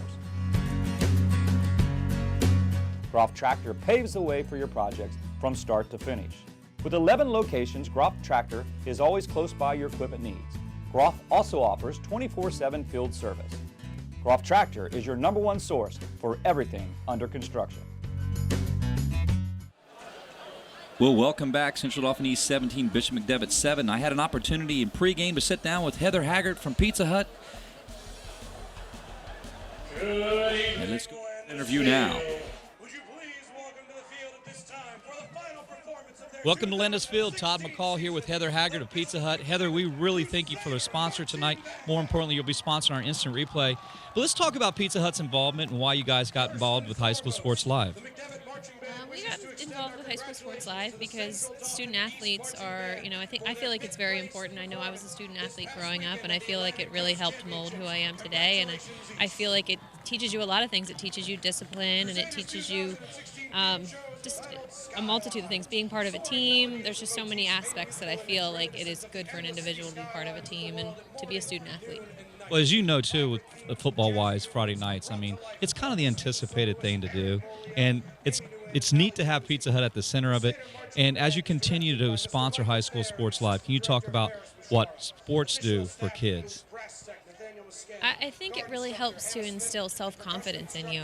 When you go out there and you catch the football or you hit the baseball, whatever it is that you do, I feel like, that just gives something to you, and it puts meaning to things. Now, if I was to ask you tonight, we got Bishop McDevitt playing. We've got Central Dauphin East. Why don't you just take a quick look in, and we'll test your record year night in, night out. If I get a chance to interview you ever again, I want to know who you think might pull away in the victory tonight between Bishop McDevitt and Central Dauphin East. That's a tough call. I really think it should be a tie.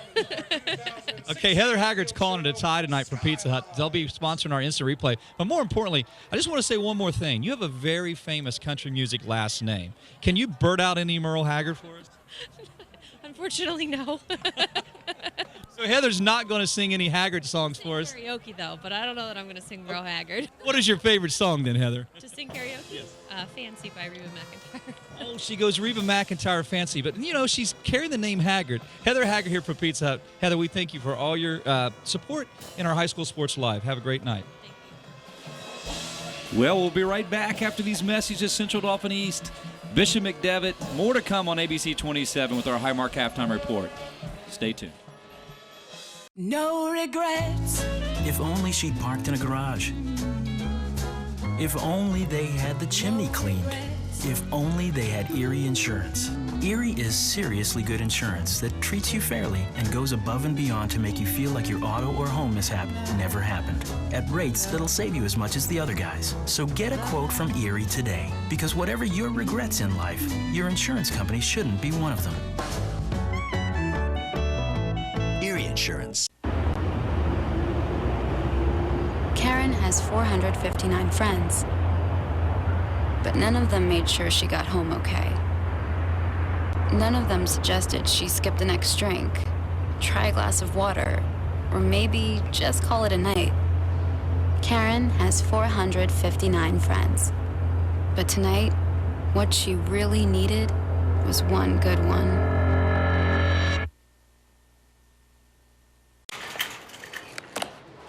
for all those pokers, prodders, shuckers, and sniffers. All Giant produce is triple checked. Farm, crate, and store.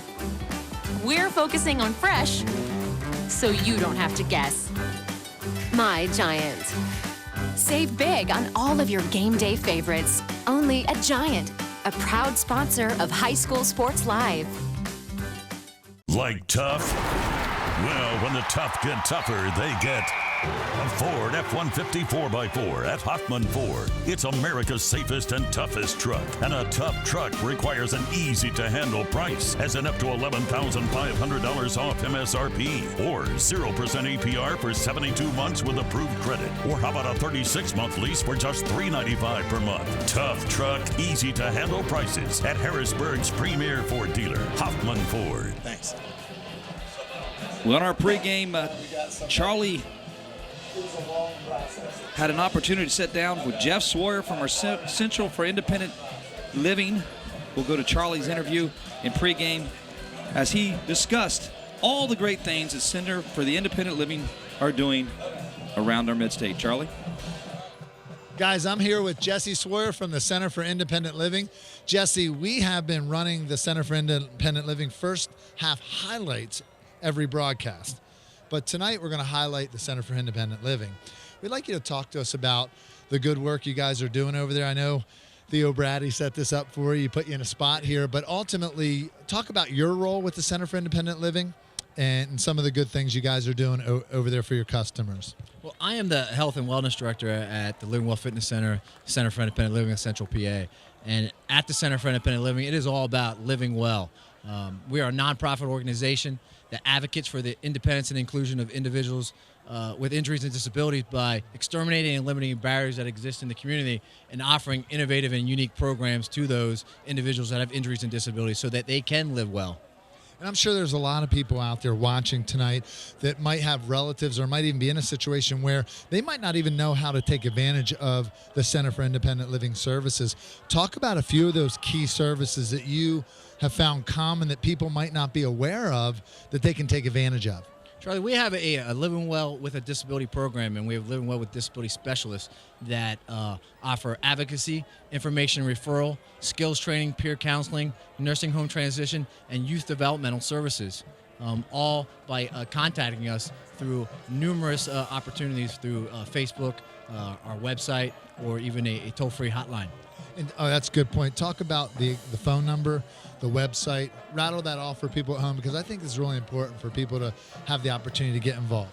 Well, if you go to the web, you can visit us at www.cilcp.org. Visit us on Facebook at Center for Independent Living of Central PA, on Twitter at CILCP, or contact us on our 1-877-2-LIVE-WELL hotline. Guys, this is a wealth of information. Center for Independent Living doing some great things in the community. When we come back, we're going to have the Highmark Halftime Report with Todd, Jerome, and Archie. We'll be back in a bit. Well, thank you, Charlie. We'll be right back. Central Dauphin East 17, Bishop McDevitt 7. We'll have more to come after these messages.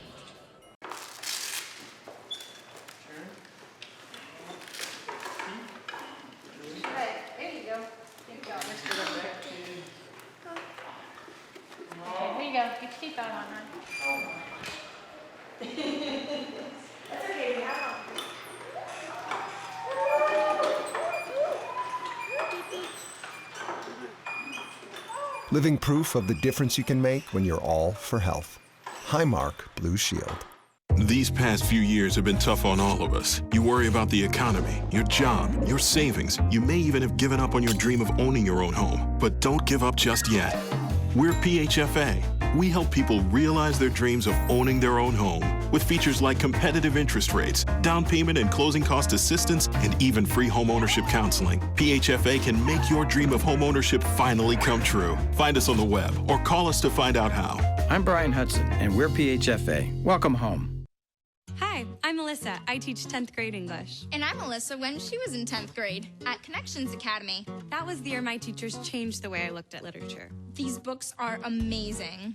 At Connections Academy, the great courses and all of the personal attention really made a difference. Our class discussions opened my eyes. In fact, my Connections Academy teachers inspired me so much, I became one myself. Here, you're gonna need these. Commonwealth Connections Academy, the tuition-free public cyber school. At Pizza Hut, our original pan dough rises fresh every day, making it crispy on the outside, soft and chewy on the inside. And now you can get our original pan as part of the $6.99 any deal. That's 2 medium pizzas with any toppings, any crust, any specialty for just $6.99 each. Only at Pizza Hut. Karen has 459 friends, but none of them made sure she got home okay. None of them suggested she skip the next drink, try a glass of water, or maybe just call it a night. Karen has 459 friends, but tonight, what she really needed was one good one. No regrets. If only she'd parked in a garage. If only they had the chimney cleaned. If only they had Erie Insurance. Erie is seriously good insurance that treats you fairly and goes above and beyond to make you feel like your auto or home mishap never happened, at rates that'll save you as much as the other guys. So get a quote from Erie today, because whatever your regrets in life, your insurance company shouldn't be one of them. Erie Insurance. Well, welcome back to our Highmark Halftime Report. Archie Smith Jr. joining us here, and Jerome Presley. I'm Todd McCall. Let's look into the first half highlights, our Center of Independent Living first half highlights. And you'll take a look at early on, an interception thrown by Chase Steele. Chase Steele in the substitute, the sophomore that came in. We had to see what he might do. There's an interception taken back to the 1-yard line, sets up a Tyshawn Pollard touchdown for East. They're on the board early, 7-0. You'll take a look here. Mike Jones actually bouncing inside, gets the touchdown. They're on the board 7-0. Jones got it, but Pollard won that carried the heavy duties, 17 rushes for 120 yards in the first half, and the Kalamaya point 25-yard field goal put them up on the board 10-0. But Hawthorne breaking a tackle. Matt Geiger had him in the backfield. Hawthorne comes in from the second possession on and is the starter now, probably starting the second half. You'll see Hawthorne carrying it very effectively in the end zone. That put East up 17-0. But McDevitt wasn't done. Chase Steele hooking up. There was a beautiful throw and catch to Nazir Burnett. One more time at it as you see it. Hooking up in the end zone. So we know Deal has an opportunity. He has an arm. He can make things happen. Archie, if you're Bishop McDevitt feeding off of that Deal hook up to Burnett. Burnett was, Bauer's favorite target. If you are the offensive coordinator of Bishop McDevitt, what can you do to continue that? 17-7, you're not out of this game. Hey guys, being over there on the McDevitt sideline, I'm a good friend with Matt Johnson, and Matt Johnson's been a quarterback for McDevitt. So I went to him and said, hey Matt, how do you settle down your young quarterback? He said, let's get the run game, but let's not deter away from anything that we've been doing, what has gotten us here.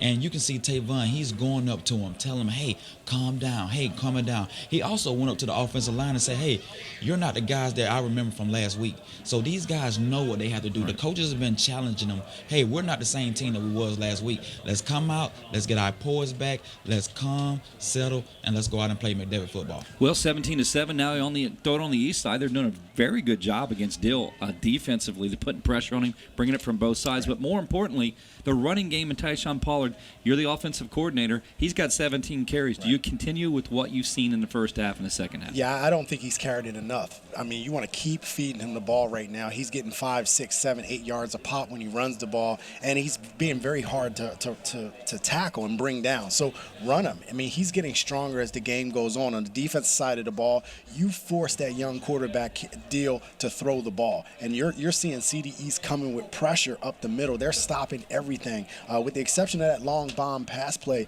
there hasn't been much offense from Bishop McDevitt. So you've seen that East defense be very, very stiff. They're playing sellout football on the line of scrimmage, and they're making plays behind the line of scrimmage. Well, they remind us Bishop McDevitt was minus 5 yards in their first 4 possessions until they had that 60-yard screen to Geiger from Dill. You like that screen call? Do you go back to stuff like that? I mean, you want to East is putting everybody in the box. They're pinning their ears. They're coming. So how do you stop a pass rush? You hit them with outside tossing. You hit them with screens. You want to slow down that pass rush. Hey, I'm McDevitt right now. My quarterback has threw an interception. He was down. He came back. He threw a touchdown. Now he was up. Let's build off of that. I kind of like what McDevitt is. It's going to be a good thing to see when these guys come out and how they're going to put it back in the second half. Well, this game's not over. 17-7, Central Dauphin East on the board. We'll take a look at our stat board. You look at the rushing yards, -1 by Bishop McDevitt, 190 for, pretty much carrying. 129 of those are Tyshawn Pollard's. Third down conversions, 0 for 4. That'll kill you, 2 for 6. And passing yards, McDevitt has an opportunity, I think, with Dill in his arm. -2 on the other side with Hawthorne. They haven't needed to really throw the ball much. East has basically took the ground control game, the run control, ball control, and that's why they have 190 rushing yards on the board. It's our Brenner Family Dealership stat board. We've got more coming up in the second half. Bishop McDevitt, Central Dauphin East. More on ABC 27 after these messages. Do you want to answer that? Nah, I'm never with a kid in the car. It's okay. I'm not here.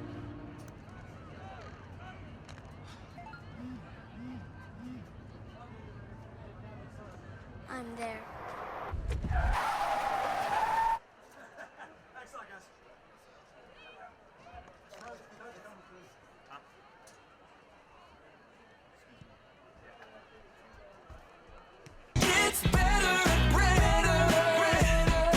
The Brenner family of dealerships gives you better pricing, better customer service, better selection, and a better service department for the life of your vehicle. We'll show you how at Brenner Chrysler Jeep, Brenner Nissan, and Brenner Pre-Owned. The Brenner family of dealerships on the Carlisle Pike, Mechanicsburg, and on Paxton Street, Harrisburg. 24/7 at BrennerFamily.com.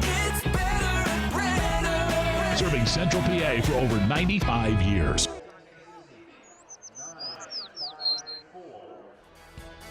The front is mostly masonry. And then the masonry will meet the window frame. I think this project's really coming together. Living Well with a Disability is a free source for anyone with any type of disability. We provide countless resources and endless opportunities to live your best. I really am living well. Call 1-877-2-LIVE-WELL to discover resources available for you.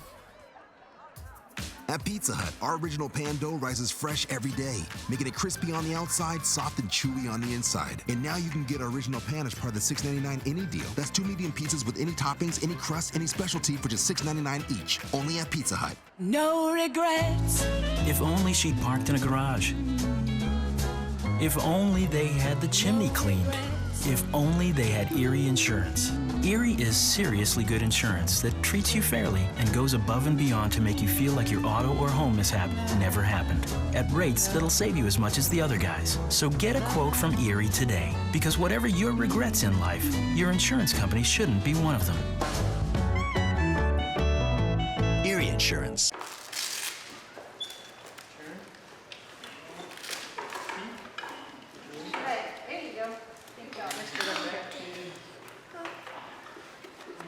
Get your seatbelt on, hon.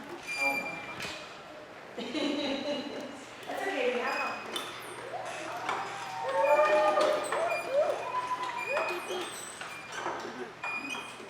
Living proof of the difference you can make when you're all for health.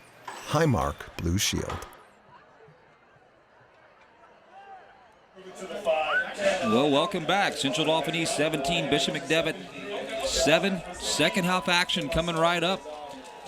And you know what? There at one point, you gotta give Bishop McDevitt credit coming back and get that touchdown. Then the momentum-wise really lifted defensively. I thought it really helped them step their game up. The Crusaders, they're in this ball game. This ball game is not over. At one point, it looked like they almost seemed helpless in the first quarter after first quarter action, but that's not the case.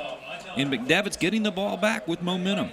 Yeah, and they have to do something with it. I mean, I know if I'm CD's Coach Blanton, I'm not respecting this passing game right now. There's basically Bishop McDevitt's offense has been basically 2 plays. There was a screen play that went big for 60 yards, and then the touchdown pass.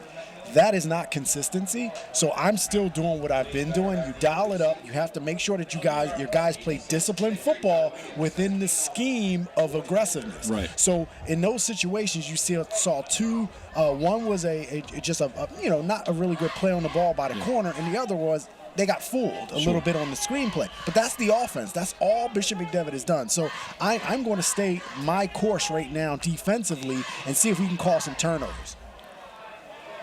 Well, the ball picked up by Davis will cross over the 40-yard line. Man, what a hit. And I missed who did it. Man, oh, man. It's big hitting going on today, Baron McKinney came over and made a beautiful hit. You're right. People getting after it. It'll be 1st and 10 for Bishop McDevitt. The ball on the 40-yard line. So that was a great return by Kolik Davis, the junior. He's 5'10", 175 pounds, giving McDevitt a decent opportunity with good field position for Chase Deal and the crew. So you have to find out, what does McDevitt have in store to try to get this game in control? And again, one score, like you said, it puts them really in the game. And if you're East, you have to be able to see if you can keep this from happening. Chase Deal looked like he had some time.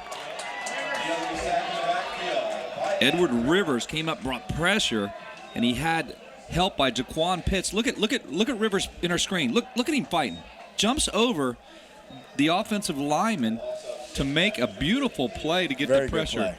Very good play. That's relentless. Again, that's what we talked about. Go after the quarterback. Any kind of long pass play is going to take time. So far, you have made it very, very hard on Deal to throw the ball, and you come out right away and get pressure, and you saw good play by Rivers using that aggressiveness and beating the offensive lineman.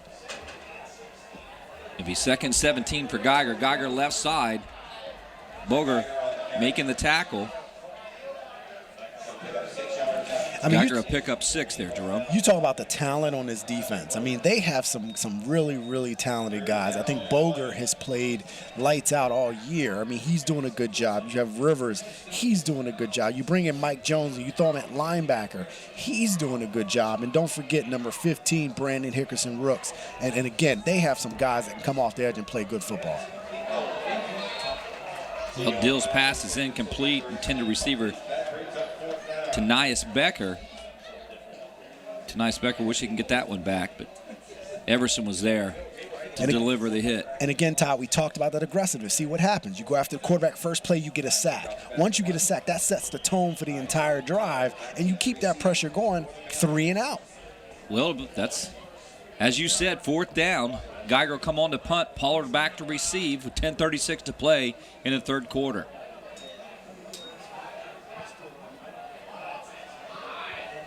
Pollard will call for the fair catch. I was going to call it a special catch because it took a special talent. I was wondering where you were going with that. Yeah, I was going with that. It takes a special talent to catch a fair catch, you know? Going for the special catch. He's going for the special catch. He'll call it fair if he gets an opportunity. It'll be 1st down and 10, ball on the 28-yard line for the Panthers. And again, let's see. I think the first drive we saw me and Coach Blanton on the same page defensively. Let's see if we're on the same page offensively with running the ball to Pollard. Pollard right side. That's exactly what you said they would do. And back to the ground game goes East. Again, it sets the tone. It gives you an opportunity to do what you've done very well. And again, you don't want to keep harping on last week, but you saw drives stalling constantly for that East team. They were able to do things in between the hashes, but then it'll stall. And now, it seems like they're putting together a more comprehensive and very effective running game. Baron McKinney will drop the pass. It'll be 3rd and 6. Ball on the 32. And McKinney had room. I mean, this is one of those plays you want to have. You sucked in the defense with the running game, and then McKinney's out there right in the flat, ball in his hands, and he drops it. Got to help out your quarterback receivers in the all across the country. You got to help out your quarterback. It'll be 3rd and 6. Ball on the 32.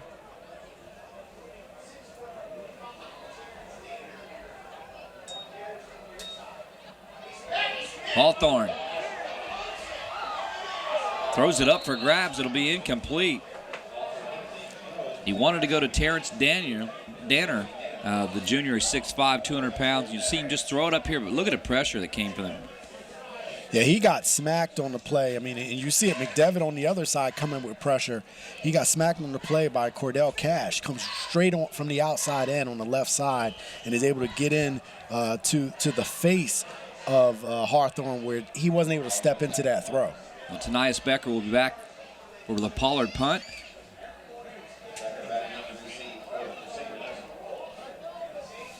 Becker's a sophomore. He's 5'10", 185 pounds. Awaiting the Pollard kick.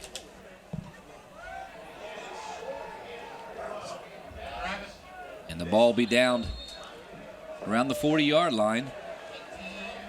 And East will have the ball.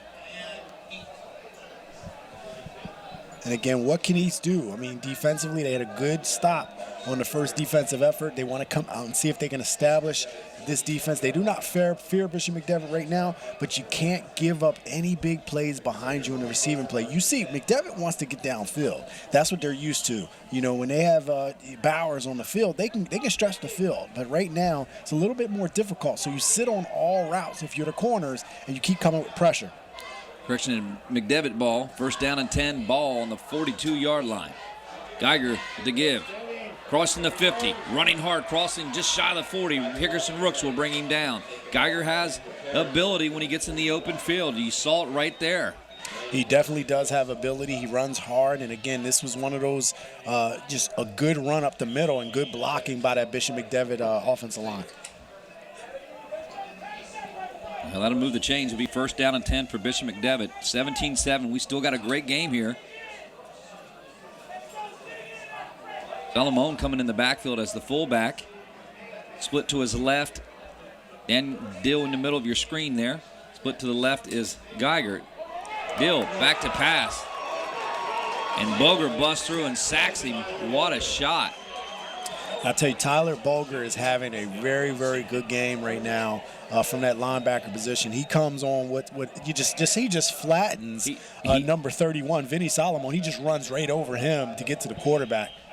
That's his third sack of the game today. And that's instant pressure through the A gap right in the face of the quarterback. So when you have a young quarterback gets that, he's not going to stand in there and take that. He's going to eat the sack or he's going to make a bad decision. So at that point, you keep coming. And again, good defensive play calling by the CD East coaching staff. And he ran over Salomon. Geiger, right side. Well, I wonder if Geiger was brought down by his face mask. Looked like somebody got his face mask. Take another look at it. Did somebody get his face mask here? No, I thought it was shoulder. No, he just about. No, you're allowed to. You hit the face mask as long as you don't grab it. You should be okay in that situation. When the head is down, your hand hits it. As long as you don't wrap it up, and that's. It looks like that's what happened on the play. Edward Rivers, the junior, 6'3", came up to make the tackle. We'll be calling his name another year.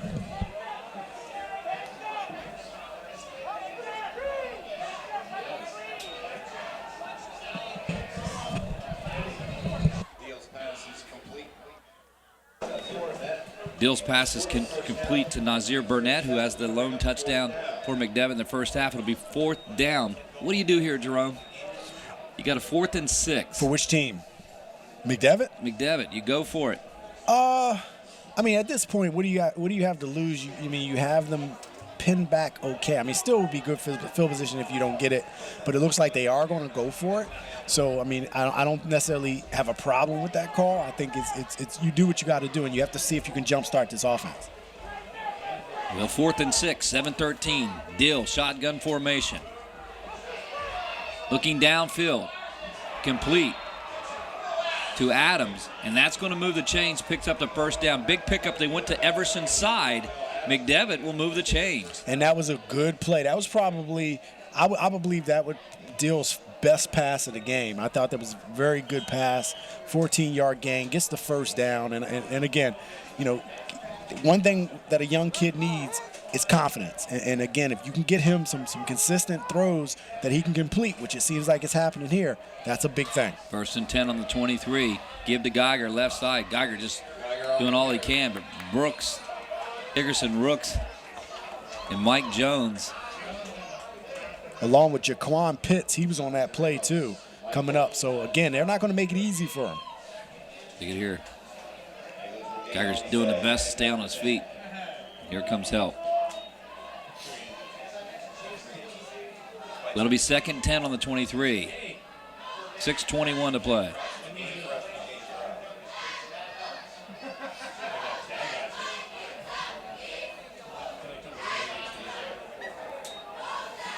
Dill looking downfield. Pass is complete to Burnett. Now things are heating up. Nazir Burnett gets the first down, lets everyone know about it. First down, Bishop McDevitt inside the 3. And we know Burnett can get hot from the outside. So right now, this young quarterback is starting to get some confidence, and he's delivering some really good balls now. So, that it's starting to pick up for McDevitt. They're going with a little bit of tempo as well. So you're seeing McDevitt change it up, and CD East is on their heels. Well, correction on that, the ball's on the 8-yard line for Bishop McDevitt. In the red zone. And the hard snap appears the East will jump. They will. It'll be the ball be spotted on the 30-yard line. Let's go down to Archie. Archie, this game is not over. We talked about in the first half. This quarterback is getting confident now, Chase Dill. Well, guys, one of the greatest calls I've seen made by McDevitt was that call on 4th down right there. You got to see, man, this is not early in the season where this quarterback gonna have to give him a rhythm. This is late in the season, and playoff games is coming. And here we go. Well, it looks like Chase Dill might have fumbled the ball, but they got it back. Did McDevitt get it back? McDevitt got it back, Arch. McDevitt did receive the ball back, but like I wanted to let everybody out at home know that this quarterback is going to be your quarterback for the remainder of the season. So it's very important to get him ready now. Get him in the game style. Get him in the game flow now. That going forward on 4th down was real big. Let's see can McDevitt get some points out of this. Yeah. All right, Archie, thank you. 2nd down and 4. Now they're backed up. They put it spotted on the 17-yard line. 2nd down for Chase Dill and crew. They're coming Dill again. Back to pass. That's a double A-gap blitz again. Yeah. And I'll tell you what, you see McDevitt, CD East is not sitting back. They are coming.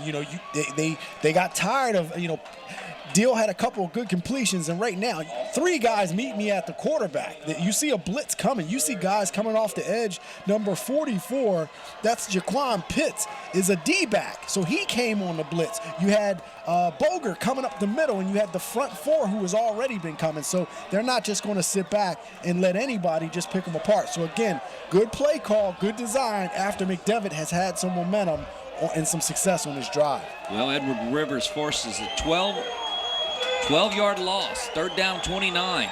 Dill over the top. Pass is complete. Is he in? Is he in? It'll be spotted on the 1-yard line. And that went. I tell you what, good the hook play. Up to Nazir Burnett is good for Dill. Great. 3rd down and 29. 3rd and 29. What a big hookup for Chase Dill and Nazir Burnett. Well, when you blitz, you leave your guys on an island, and that's what you saw. And what McDevitt did was they went max protect. They held both backs in to help block. So that gave enough time for Dill to get it out there, and in the face of the blitz, he didn't have anyone in his face. So good play call to get that protection, and as a D-back, you have to know you're on an island out there and you have to make a play. 4th and 1. Geiger, he's in. Touchdown, Bishop McDevitt. They're right back in the game. 4th and 1 call. Geiger gets it left side, and then now the momentum. Look at it here one more time. You're not going to deny him. Touchdown, Crusaders. Now, if you're a defensive coordinator, and you see that a team goes max protect like that, you have to know that getting to the quarterback is not going to be as easy. So you may want to adjust your secondary help so that there's some safety help. And we know right now that more on the outside, or sorry about that, we know on the outside, number 9, Nazir Burnett, a young receiver that's up and coming, that is showing that he can play this game, and he shows what he can do. Well, Bonner's kick is no good. That could be crucial. But McDevitt's back on the board again, 17-13 more on ABC 27 after these messages. No regrets. If only she'd parked in a garage. If only they had the chimney cleaned. If only they had Erie Insurance. Erie is seriously good insurance that treats you fairly and goes above and beyond to make you feel like your auto or home mishap never happened, at rates that'll save you as much as the other guys. So get a quote from Erie today, because whatever your regrets in life, your insurance company shouldn't be one of them. Erie Insurance. What were you thinking, Chuck?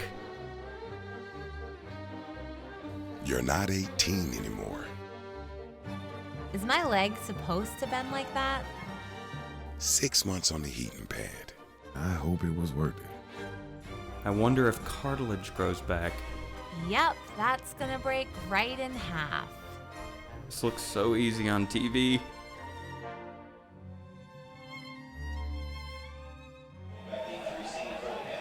Well, there's Mekhi Moore.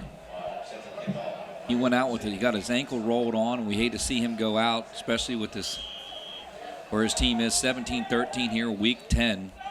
His own player rolled on his leg. He went out in the first half, so we hope that there'll be good news to come after that. That was a hard run by Corey Gray. That last drive, 11 plays, 58 yards, capped with a touchdown with a Geiger 1-yard touchdown. 6 minutes and 21 seconds, and we got a ball game. We expected every bit of this, Jerome, for week 10. We definitely did, and now, you know, you have two teams that are going at it, and you see McDevitt has found some offense. A good drive. Then you saw CD East clamp down defensively, but we know that there is a matchup issue on the outside. Right now, Nazir Burnett has shown that he can do some good things out there, and Kane Everson has had some problems defending him. The issue has been, can the quarterback make the pass? And now we're seeing that the quarterback is able to make that pass.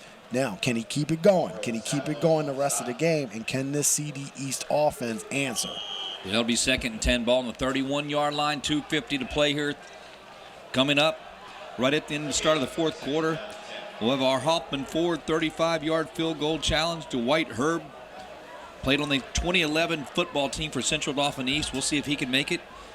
He'll get a 40-inch big screen TV if he can make it. That pass is incomplete by Hawthorne.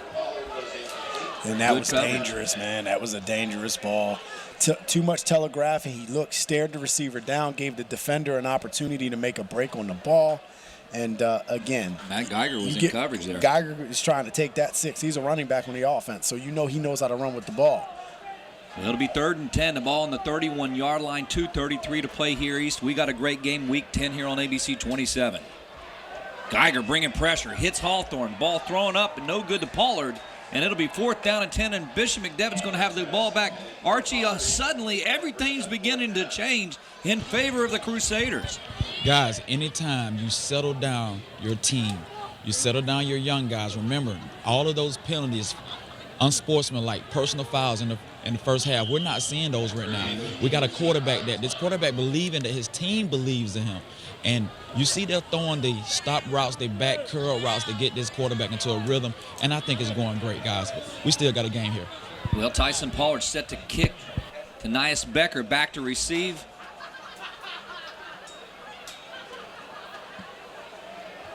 Becker's going to get an opportunity. He fumbled a little bit, picked it up off his leg, stays on his feet. Boger there. Boger has not had a play off. If you're number 57 in an East uniform, he does not get a break. He starts offensively, defensively, and plays every special team play. He does not come off the field. And he's having a good game. I mean, he's on every other tackle, it seems like. So, again, he's leading that charge on the defensive end. Good kid. I mean, good size. I mean, you know, it'd be interesting to see what kind of opportunities he gets at the next level. I mean, good size at 6 foot, 220 pounds with Boger, and I think he'll have an opportunity to maybe do some things at the next level as a linebacker. I can see those, especially those PSAC schools, taking a look at him. Well, it's 1st and 10, ball on 38 for McDevitt. Deal with pressure, staying in the pocket, delivering incomplete. Boy, was he hit. But you know what? I'm starting to see composure out of Chase Deal now as you see the pressure coming on. Well, that pressure is going to keep coming. And again, you know, if you see max protect, though, and that's what you're seeing from Bishop McDevitt, or Bishop McDevitt is max protecting. They're sending 2 guys out on the route, max protect. So those guys, on the outside have to be able to play in man coverage right now because they're being left on an island. I mean, East is still coming with pressure. Now, on that play, they did drop their linebackers in coverage. They went with 4 because they get good pressure with their front 4. When they go max protect, maybe you want to go front 4 and pay coverage at times. Chase Dill looking downfield, incomplete. Going to Burnett. He and Burnett are starting to get in rhythm together now to be 3rd and 10. And you saw it on that play. East went coverage. They had a single high safety. They had multiple players to assist in the pass game and see if you can get in those passing lanes like you did earlier in the game and pick one of those balls off. You definitely don't want to abandon the blitz. Sprinkle it in. Keep doing it, but at the same time, be wary of that max protect and how the quarterback deal wants to get that ball out. Well, McDevitt, 151 passing yards. Look at the East, -2 passing. Dill looking downfield. He's going to have to throw it out, but that might be intentional grounding. That is. That's his second intentional grounding. There was not a receiver. And we talked about it. It has nothing to do with being outside the tackle box. If there's no receiver in the play, that is intentional grounding, and that'll be a loss of down. And I thought I might have seen Matt Geiger somewhere over there, but no. When he rolls here, you'll see right. He's looking down. He's looking deep downfield. And on that side, there's no one. No, not even close. No. No, the only reason we see Geiger is he's hustling there to get there, but he didn't make it. So. That was good coverage on the back end. We talked about that. Again, you see that, and now you're seeing the adjustment of CD East. They came pressure. They see max protect. Then they decide to lay off a little bit and go coverage, and you see what happens when you go coverage. Quarterback, then you force the young quarterback to read the coverage, and that's what you want to do. You want to shift it up and switch it up on him. Pollard going to take the punt at the 40. Across the 50. And going to put East in good field position. And they need a big play. Tyshawn Pollard, does it surprise you? He's the one coming up on the punt returns. 1st and 10. And again, we're going to see, I think we're going to see Everson back at quarterback again to come and see if he can guide this offense. The young sophomore is going to be back under center, and that's what we saw last week. We saw the difference between Hawthorne and him trading in and out. Hawthorne started getting the bulk of the duties, and then Kane Everson came back in the game, and he is now back.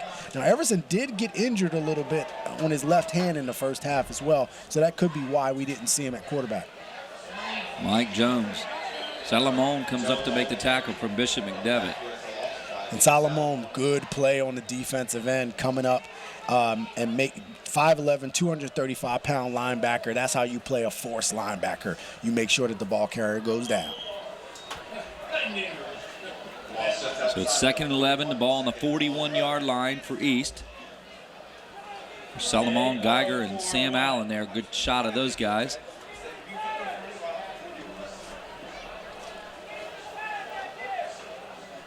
Kane Everson's a quarterback. And he's going to get McDevitt to jump. Get that hard snap. McDevitt will jump off sides. And on the hard count, they got McDevitt back from when it happened to them a couple of drives ago. So, again, sprinkling that hard count. And we've seen it. McDevitt has come with a lot of pressure there, too. And you see they were going to come with an A-gap blitz by number 22. Matt Geiger was just sitting in there, ready to come. Just waiting, wasn't he? Waiting. And they were able to pull him off.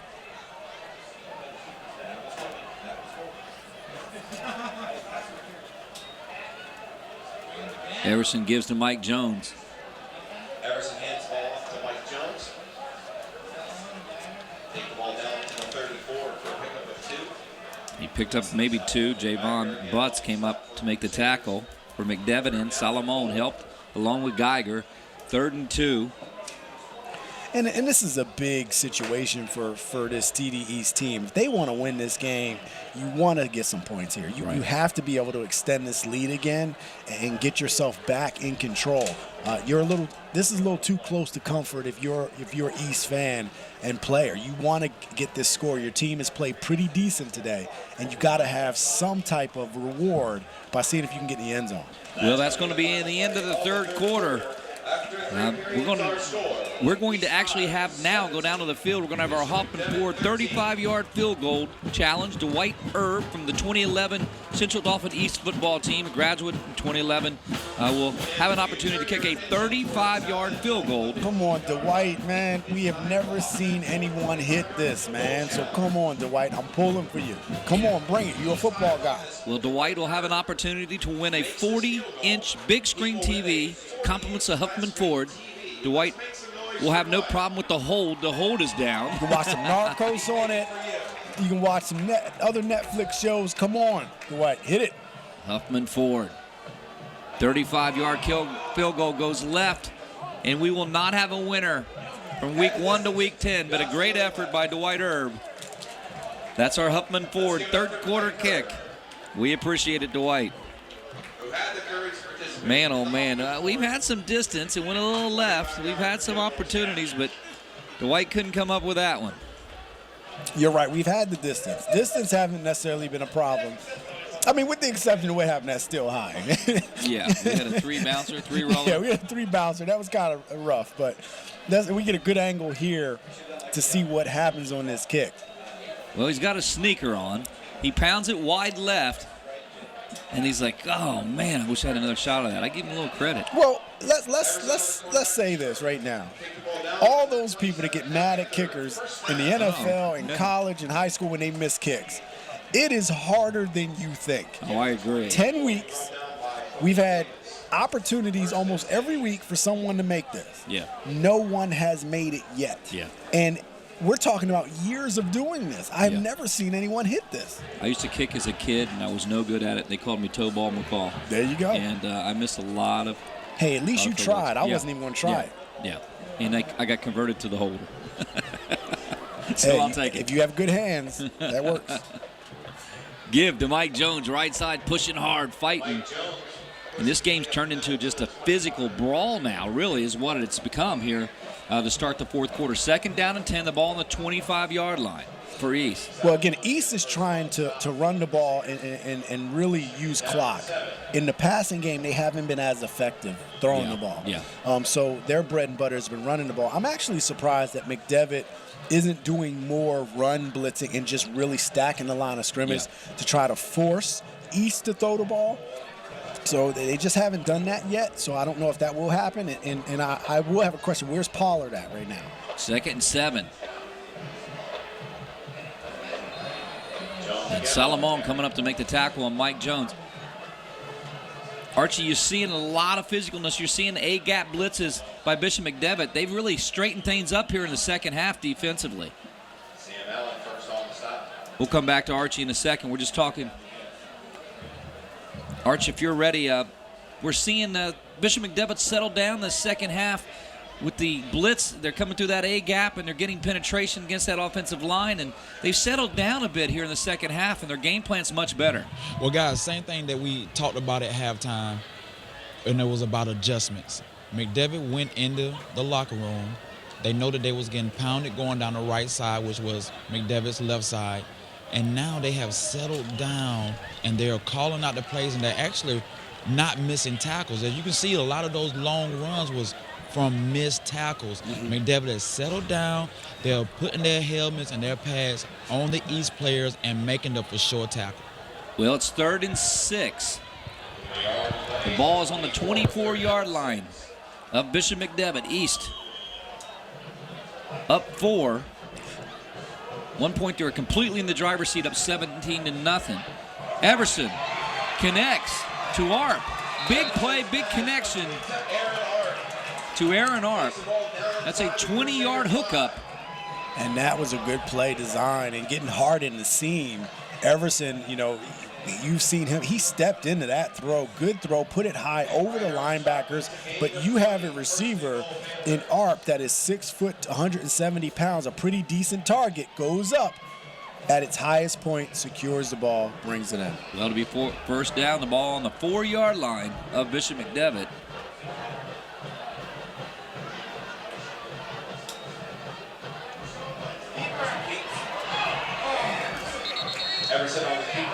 Everson.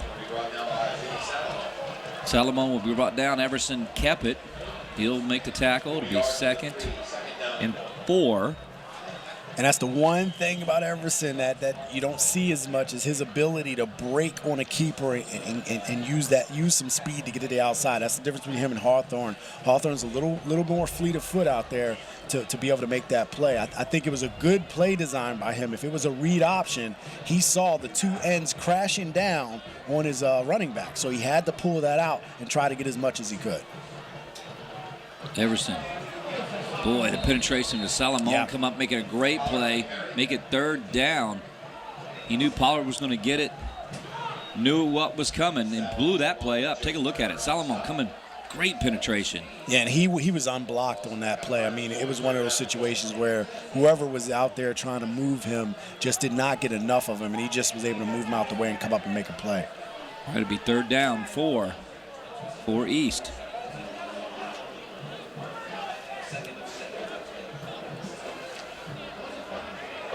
Christian is the fullback. Pollard's lined out, split out on your screen.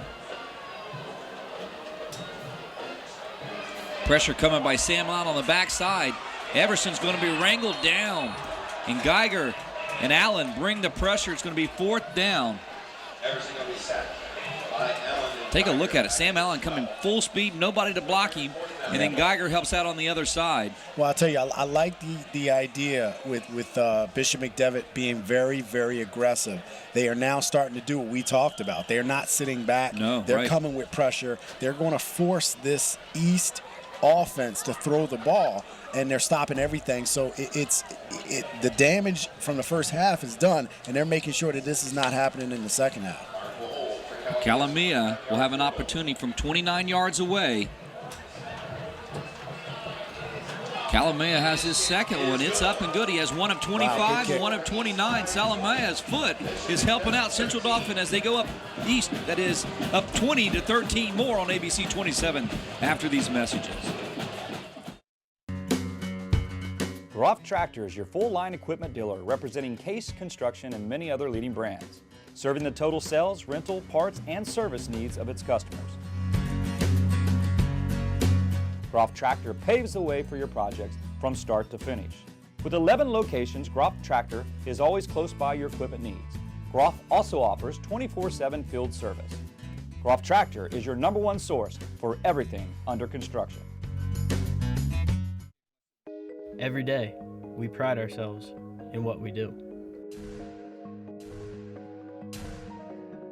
Hard work is put into every pre-owned vehicle we put on the road. We make sure they are all safe and reliable for your peace of mind. Your real value comes from the Hoffman name and the people that stand behind it. So if you're in the market for a pre-owned vehicle, just call me, Ryan. Well, welcome back. 20-13. Calamia had a 25-yarder and a 29-yarder tonight. His foot is really helping East out tonight. They're up 7.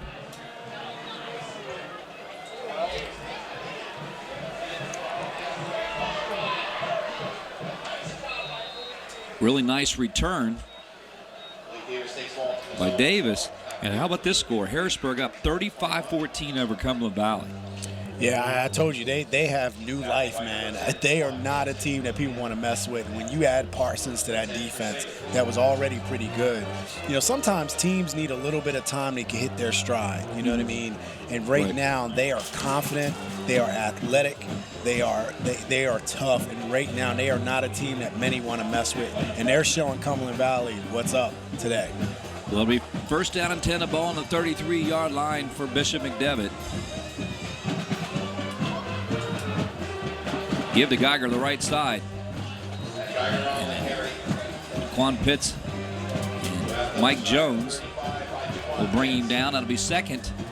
And let's call it 8.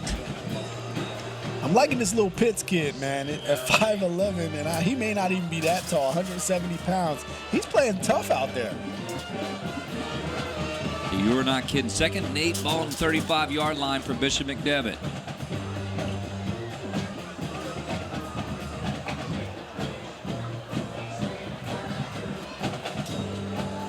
Geiger looking to his left side. Finds Sanias Becker. Becker across the 40 and be wrestled down by Pollard. And Pollard, again, just playing sound defense on the outside. Good play design. But again, max protect on the back end. You want to give that young quarterback some time, and they did, and he delivers a good ball, 3rd down and short. It'll be 3rd and 1, the ball on the 42-yard line for McDevitt. Big old 3rd down for McDevitt. This is definitely a big 3rd down, but a running down if you think about it.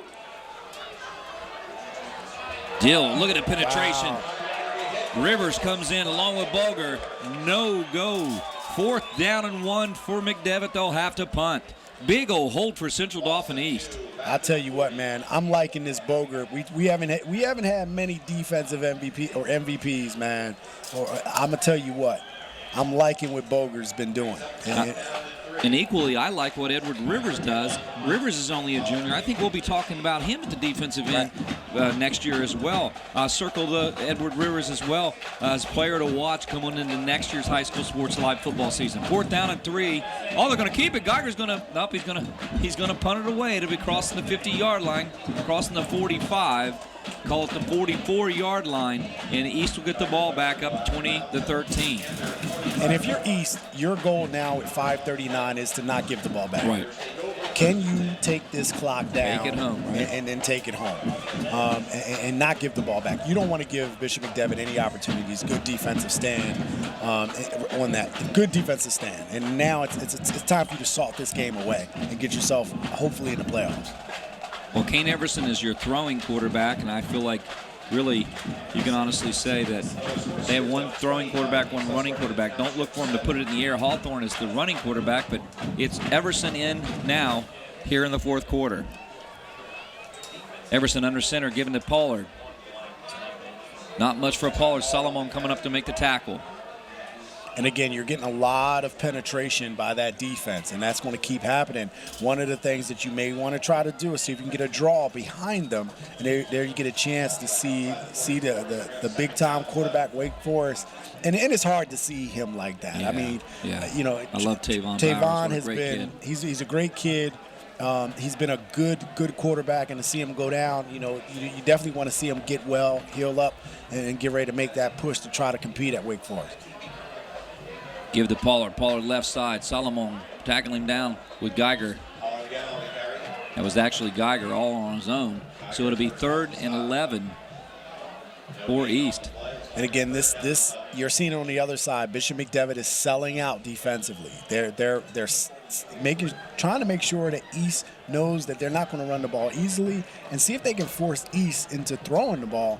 And they're not going to let them just milk the clock by running it down their throats. Yeah, do you take a look over the top, maybe in the seam here on something? 3rd down, 11, the ball in the 44. Well, it's going to be Central Dauphin East going to want to take a timeout. 3rd and 11. We'll stay right here and talk about this particular play. Let's go down to Archie Smith Jr. on the play. Archie, East is faced with a 3rd down 11. Do you take a shot over the top at something here? If I'm East, I'm liking what my defense is doing right now. I don't want to put my quarterback in a tough situation. I want to put him in a rollout situation to be a run-pass option.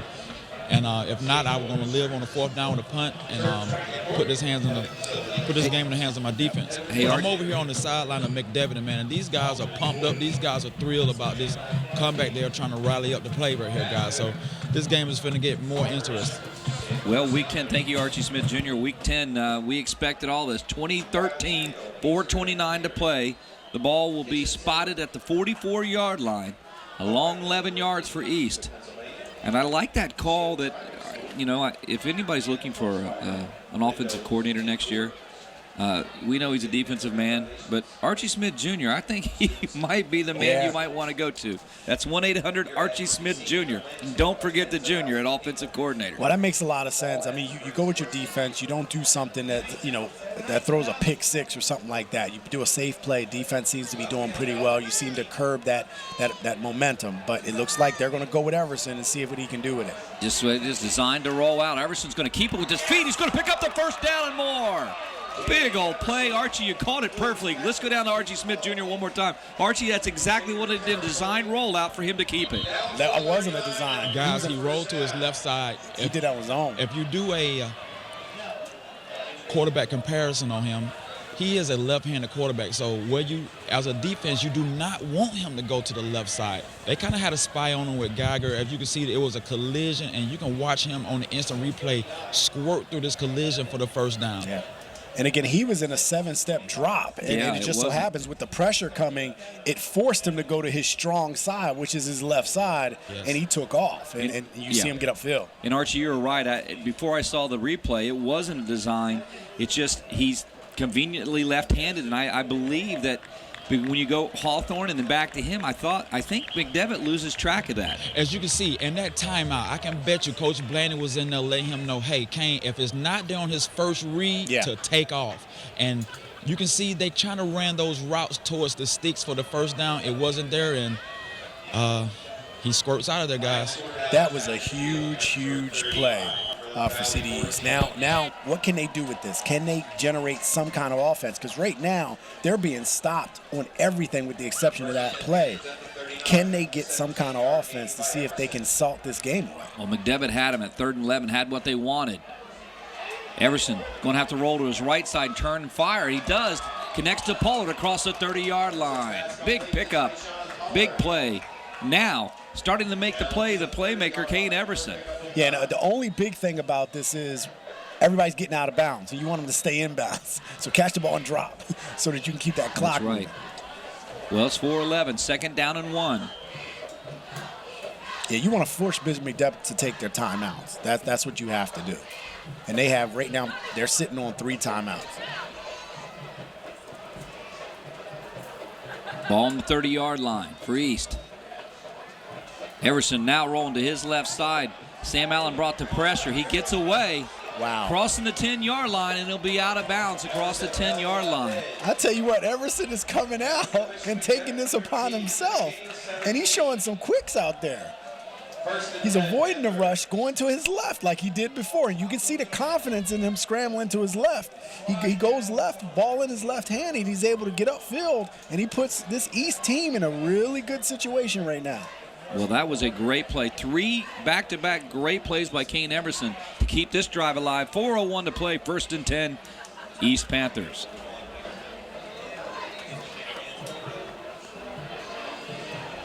We got an official's timeout. I tell you what, you look at the young quarterbacks that are on the field today. We have 2 sophomores and a junior that's on the field. And I think when you look at Everson in particular, you want to see him continue to develop.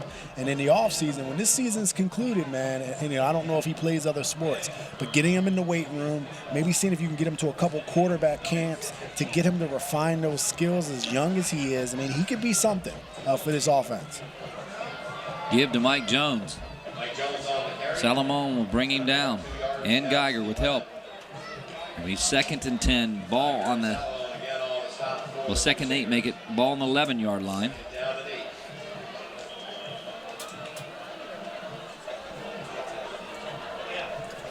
As you've seen this East offense take their time trying to whittle this clock down and not give Bishop McDevitt any opportunity. You want to force them to take a timeout and start using their timeouts.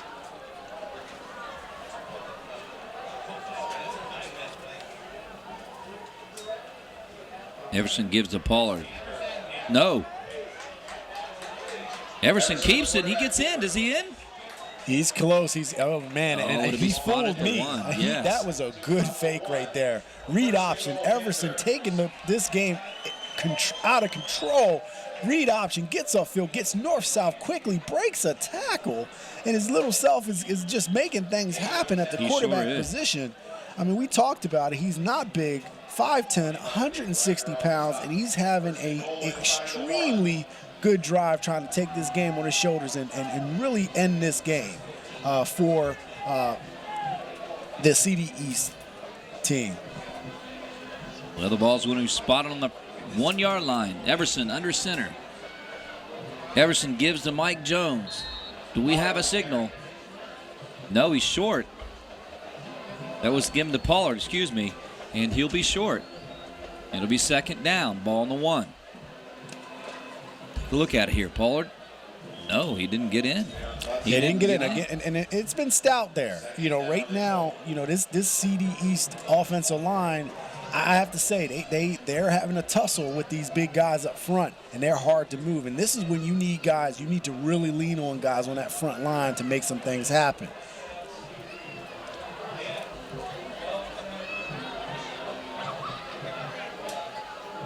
Everson and Paul, no. Who keeps it? Everson brings it in himself. Touchdown. Central Dauphin Panthers. That was a change in need. They go to Kane Everson in the fourth quarter, and he made plays, and sure enough, he should be the one to score the touchdown. Take a look at it. I tell you what, that was his drive. That was his drive. I like what I saw. Up until this point, he was held in check pretty good. And, wow. You saw the first half was all about Tyshawn Pollard. And then after that, this offense went stagnant for a while, and then Kane Everson on this drive put the weight of the world on his shoulders and marched this team down the field. And we said it. You don't want to get a ball back and give this McDevitt team any chances, and they do better. They go ahead and get a touchdown. Another point after is up, and it's good. 27-13 more on ABC 27 after these messages. The feet and the fleet of Kane Everson.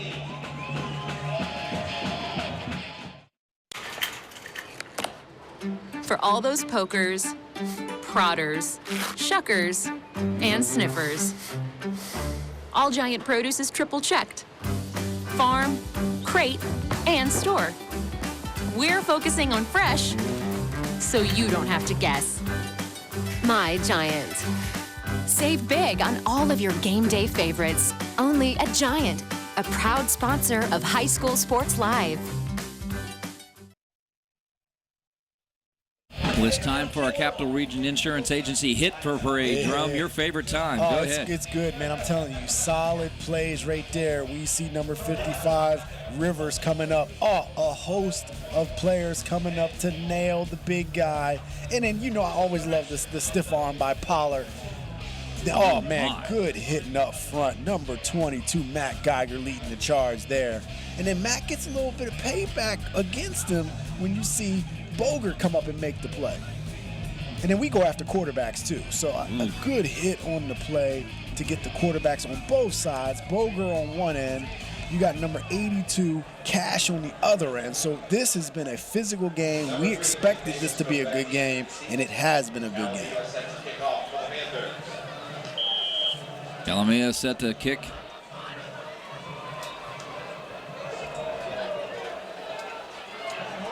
Well, Adams will pick it up. Adams going to roll back to the right side and be wrestled down. Yeah, Adams wasn't going far. Troy Ambush came to get him, the sophomore. And then we're talking about East, and I know we talked a little bit before the game, before pregame, about CD East and Chase Edmonds. And we can't leave without talking about him and what he has done at Fordham University, how good he has been, the records he has broken there. This was a kid that when he was in high school was overlooked by many of the big schools. Right. He wanted to go big-time Division I. He was broke records at CD East, was in the Big 33, didn't have an opportunity. No Division I schools came calling, and then Fordham, little old Fordham, came calling, and now he has NFL scouts looking at him and maybe have an opportunity to go to the next level. He has one more year to play, but I'll tell you what, he is a solid back, man, and he's done it at every level of his life. Well, hats off to Chase Edmonds. The screenplay set up for Geiger. Take a look at it here. That one went for 60 in the first half. Geiger, big pickup, moving the chains. First down and 10 ball on the 34-yard line. 1:38 to play for Bishop McDevitt. Nice Becker this side. Whoa, my goodness. Boger comes in and delivers another hit. This guy, you do not want to square around and see the black jersey, number 57, coming full speed. Take a look at it again. Jerome, this is a guy I have to know where he's at. And I don't know how many tackles that is for him. But again, when you're talking about player of the game for me, for the first time ever that we've done, I am thinking defensive player in Boger. I think I want to go with you. I mean, I know Pollard had a great game carrying the ball, but I don't think you do it without that defensive effort. Yeah, Pollard has had a great game in the first half. He hasn't done much since. And then we see Kane Everson on one drive consistently from the time the snap started to the end of the game. Number 57, Tyler Boger, has played lights-out football from his linebacker position. He has to have well over 10 tackles. And not just 10 tackles, some shots. I mean, he's coming up playing good football. You talking about anybody that loves linebacker play, this guy's bringing it. Well, we had 3 sacks out of Boger in the first half, solo sacks, and he had an assist, helped on 1. So, I mean, he is really part of everything. Dill, 3rd down and 8. Looking this side to Burnett. That's incomplete. And that's going to be 4th down. 54 seconds to play. So if it went this way, you're going to go with Boger as your player of the game. That's what Tyler Boger. 57. Tyler Boger. This kid has played consistently from the time that the game started. I just think he's had a phenomenal game. Senior day, he was led out by his dad, who came over to make sure he was a part of this, but then had to get back to Milton Hershey before the 7:30 kickoff for that. So he's supporting his son, but had to get there. 4th down and 8. Here come Geiger's side. Geiger stays on his feet, crossing the 35, and that's going to be it. And McDevitt put up some fight, but the ball's going to go back to the east side, and they won't have to do much here. East is going to go on. I think they punched their ticket at 6-4. That's going to drop Bishop McDevitt at 6-4. So I like the Huffman Ford player of the game is Tyler Boger as well, number 57. Archie, your thoughts? The kid played 57, played his tail off. Guys, I am 100% with a defensive player winning the game. Listen, this game was circled around the defense, and this guy was rallied. If you can hear when he comes to the sideline, all the teammates are around him. Everybody's jumping up and sound like he is the spark plug to this East defense. Great pickup, guys. Great call. Just great all around. Well, coming up at the end of the game is the OSS Health Post Game Report, which will feature Capital Region Insurance Agency's play of the game, and we'll discuss the Huffman Ford player of the game further, Tyler Boger, and there will be a timeout. It looks like East Panthers will take a timeout. Well, I'll tell you, the PSAC conference in college football in Pennsylvania is a very good school for very good schools for Division II talent. So we may see some of these guys on the field there. Well, let's take a look at our Capital Region Insurance Agency play of the game. It's right here. Pollard breaking a tackle early in the first quarter.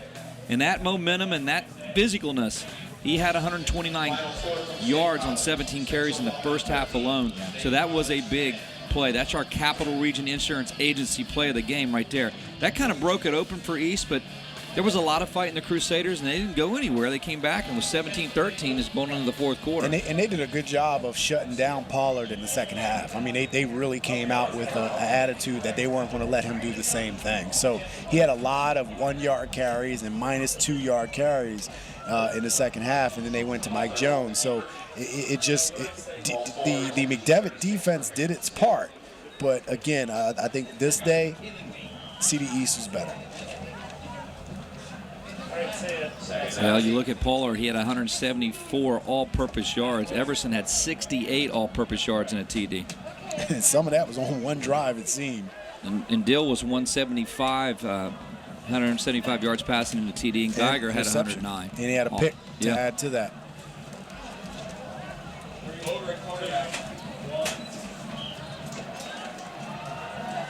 Well, Tyler Boger downs the ball. Number 57. We'll be right back with our post game after these messages. Coming up, we'll have Tyler Boger, our Huffman Ford player of the game. We'll also go into our OSS Health post game report. Coming up after these messages.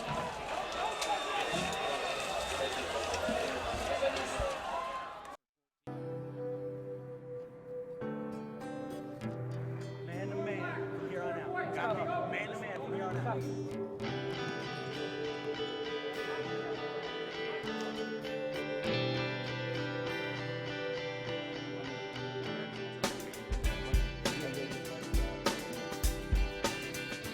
Real serious out there. I know a lot of guys, a lot of your boys are out there dying. It ain't no joke. The grave ain't no joke.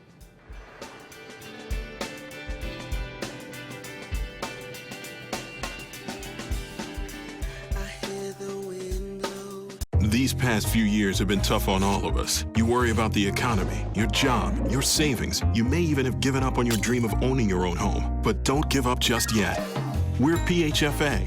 We help people realize their dreams of owning their own home. with features like competitive interest rates, down payment and closing cost assistance, and even free homeownership counseling. PHFA can make your dream of homeownership finally come true. Find us on the web or call us to find out how. I'm Brian Hudson, and we're PHFA. Welcome home. Do you want to answer that? Nah, I'd never with a kid in the car. It's okay. I'm not here.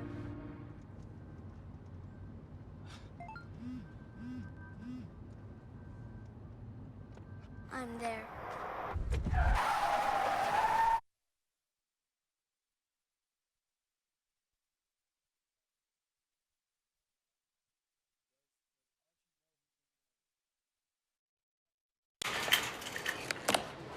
For all those pokers, prodders, shuckers, and sniffers. All Giant Produce is triple checked. Farm, crate, and store. We're focusing on fresh, so you don't have to guess. My Giant. Save big on all of your game day favorites. Only at Giant, a proud sponsor of High School Sports Live. Did you know all electronics must be recycled? It's the law. But more importantly, it's the right thing to do. At the Recycling Center, Dauphin County residents can recycle older broken TVs, computers, cell phones, laptops, major appliances, even paper. The Recycling Center is conveniently located on Cameron Street in Harrisburg. It makes recycling fast, safe, and simple. Stop by the Dauphin County Recycling Center today and help us recycle the right way. What were you thinking, Chuck? You're not 18 anymore. Is my leg supposed to bend like that? 6 months on the heating pad. I hope it was worth it. I wonder if cartilage grows back. Yep, that's gonna break right in half. This looks so easy on TV.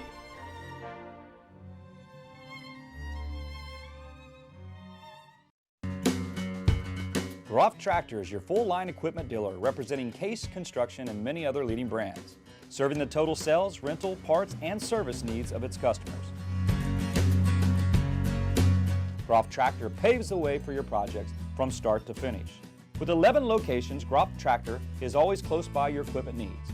Groff also offers 24/7 field service. Groff Tractor is your #1 source for everything under construction.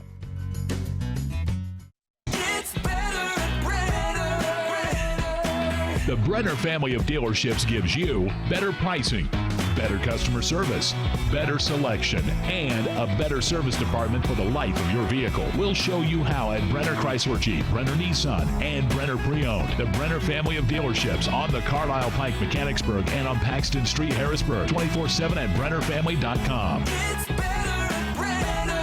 Serving Central PA for over 95 years.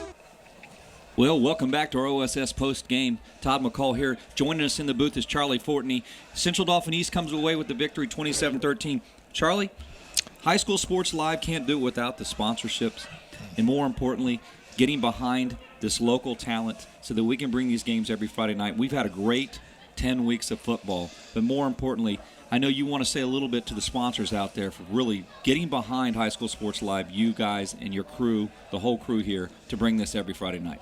Well, it does take sponsor support, and you see them on the instant replay. Your Groff Tractors, Connections Academy, and Pizza Hut, and Huffman Ford, Brenner Family Dealerships, Pennsylvania Housing Finance Agency, Capital Region Insurance Agency, and the list goes on of sponsors that have just supported us. Dauphin County Commissioners get behind us every year, and just goes on. The list goes on. We just can't be thankful enough, because they help people at home who can't get to the football games. Right. They help them come to the games, right from home. We get stopped all the time, in public. A lot of senior citizens, they just can't get out to games on a cold night. They're just That's so right. thankful. They're asking us often, like at restaurants, hey, when's the next couple broadcasts? Are you going to put this matchup on? And we're just excited because this winter we have a full slate of basketball, wrestling, Cumberland Valley, Central Dauphin Wrestling. We have McDevitt, Milton Hershey Wrestling on TV. Northern has a good wrestling team this year. We got them on twice against Lower Dauphin and Cedar Cliff. Basketball, wow, the Commonwealth is back. Harrisburg, CD East, just going to be loaded. Carlisle, State College. I mean, the girls' side, East, Cumberland Valley, Central Dauphin girls. Just a nice lineup this year. Milton Hershey boys will be top-notch again. We open up at Milton Hershey in the tip-off tournament. West York, Susquehanna, East, Milton Hershey. Doesn't get any better than that. And then the Mid-Penn Swimming Championships are going to be live on TV both nights. Last year, 2,500 people from home tuned into the Mid-Penn Swimming Championships. It was the largest online viewing audience of the season last year. First time we ever did Mid-Penn Swimming. And it takes athletic directors, it takes coaches, it takes the players, the fans, and the sponsor support to pull it all together. It's a lot of hard work, but hey, it's worth it because student athletes get exposure, and we've heard more and more about these student athletes that have been able to send these videos out to college coaches to watch them online, and some college coaches have been able to watch these games from other states as they've been promoted, and it's really helped recruiting for kids as well. So we're just excited to do it. We can't wait for the winter season coming up here. But before that, the district championships. We're going to select a 5A or a 6A that has Mid-Penn teams featured in it, and we'll see how that shapes up in the next couple weeks. Well, as Charlie said, more coming up on High School Sports Live. Week 10 is already over. We can't believe it. It went so fast. When we look back at some of the highlights, we had some great games. We had playoff implications coming up, just like here, Week 10. East had to punch their ticket tonight. If they lose, they're not in. They get in 6-4. McDevitt's in at 6-4. So 2 playoff teams ending Week 10. But as you said, playoffs coming up, more football playoffs, looking at the 5A, looking at the 6A, across the Commonwealth and the Mid-State.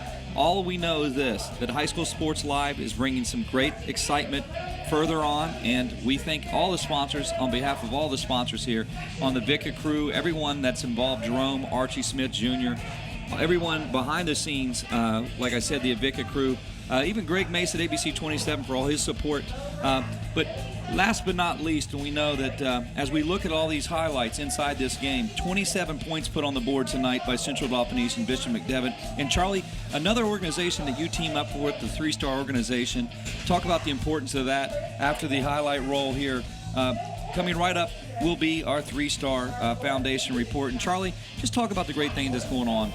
Gerald Jarman leads that, and the documentary you're about to see is just reaching at-risk youth right here in our area. You know, charity begins at home, and 3-Star Foundation, led by Dave Marshall, the board president, and Gerald Jarman, the director, is doing great things.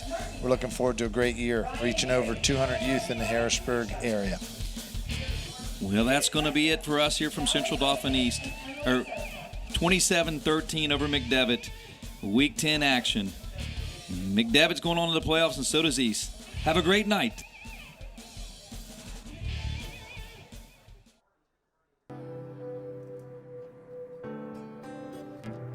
Man to man from here on out. Got me. Man to man from here on out.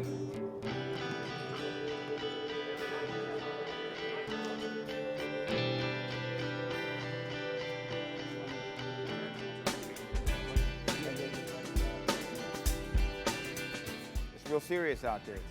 I know a lot of guys, you know, a lot of your boys are out there dying. It ain't no joke. The grave ain't no joke.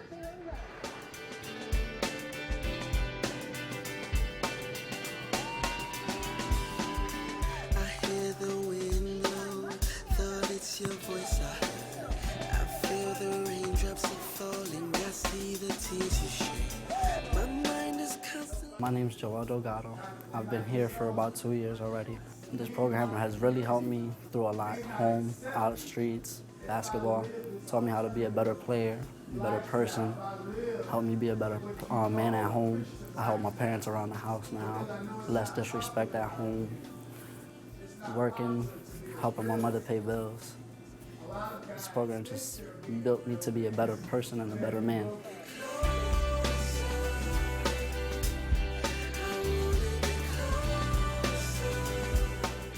The director, he came to me asking that I want to come and join this program, and I seen him at at the Boys and Girls Club because I work there. And he told me about the program and what it's worth. It's a great combination. Like, I like learning about new stuff, and basketball is the thing I do on the side, but it helps me on just communicating with each other. Because really, I love doing both things, learning, playing, but I just want to become a great player and just have a great future. And it's a long way to go now. I just gotta stick with there might be bad sides, bad places, and good places. I'm trying to take the good path. Met Gerald Jarman a few years ago, and he got to talking to me about three-star program, asked me if I wanted to get involved, and was very excited about the opportunity to work with young men here in Harrisburg and hopefully make a difference, make a positive difference in their lives. I met Coach Jarman, and he asked me to be a part of the three-star program, so we looked at that, and of course you always try to clear your schedule for good things, and got involved, and it's just a great opportunity for anyone to impact lives. It's interesting, when I first heard about the program from the boys, they were talking about the mentoring, they were talking about just being together with friends, they were talking about so many great things that they liked about the program. And it actually took a while before they said, oh, and by the way, we play basketball. I tell you, it's great. You see the young men come in as we begin the mentoring sessions. It's great to see just their development. It's great to be able to develop great relationships with these young men and just see them grow and prosper. A lot of things in the streets just to help y'all out. Can you tell them about it? I got a lot of people that are here. I got into it, so I hope they learn something from here the same way I did last year. You see any changes in them? So far, yeah, a lot. Lots getting jobs, stopping a lot of things, becoming better people in here, better friends. It's helping a lot. Yeah, I'll be here next year. He got accepted to Duquesne and Bloomsburg on a full academic scholarship.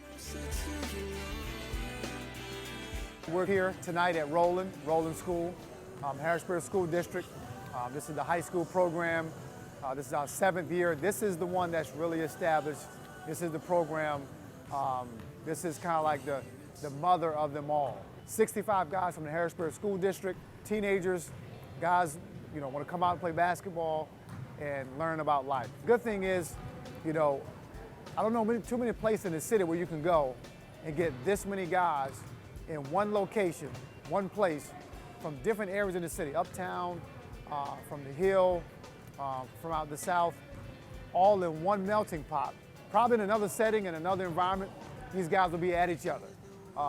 It could be some friction, so that's one of the things we're thankful for. God has given us the grace to be able to do what we do. We're excited to be here. We have a great program. You're going to hear more things in the future, great positive things about the young men in the city. I believe that with all my heart, with all my soul. I believe that you're going to hear some positive things. There's a lot of negative things out on the media, and rightfully so. There's a lot of negative things happening in the city. But this is proof tonight, what you've heard and what you've seen, that there is some good that's happening. We want to highlight that. It's a breath of fresh air to see and hear some of the testimonies, some of the positive reports we're getting, and you've seen it for yourself. So the best is yet to come, and I look forward to talking to you again sometime soon.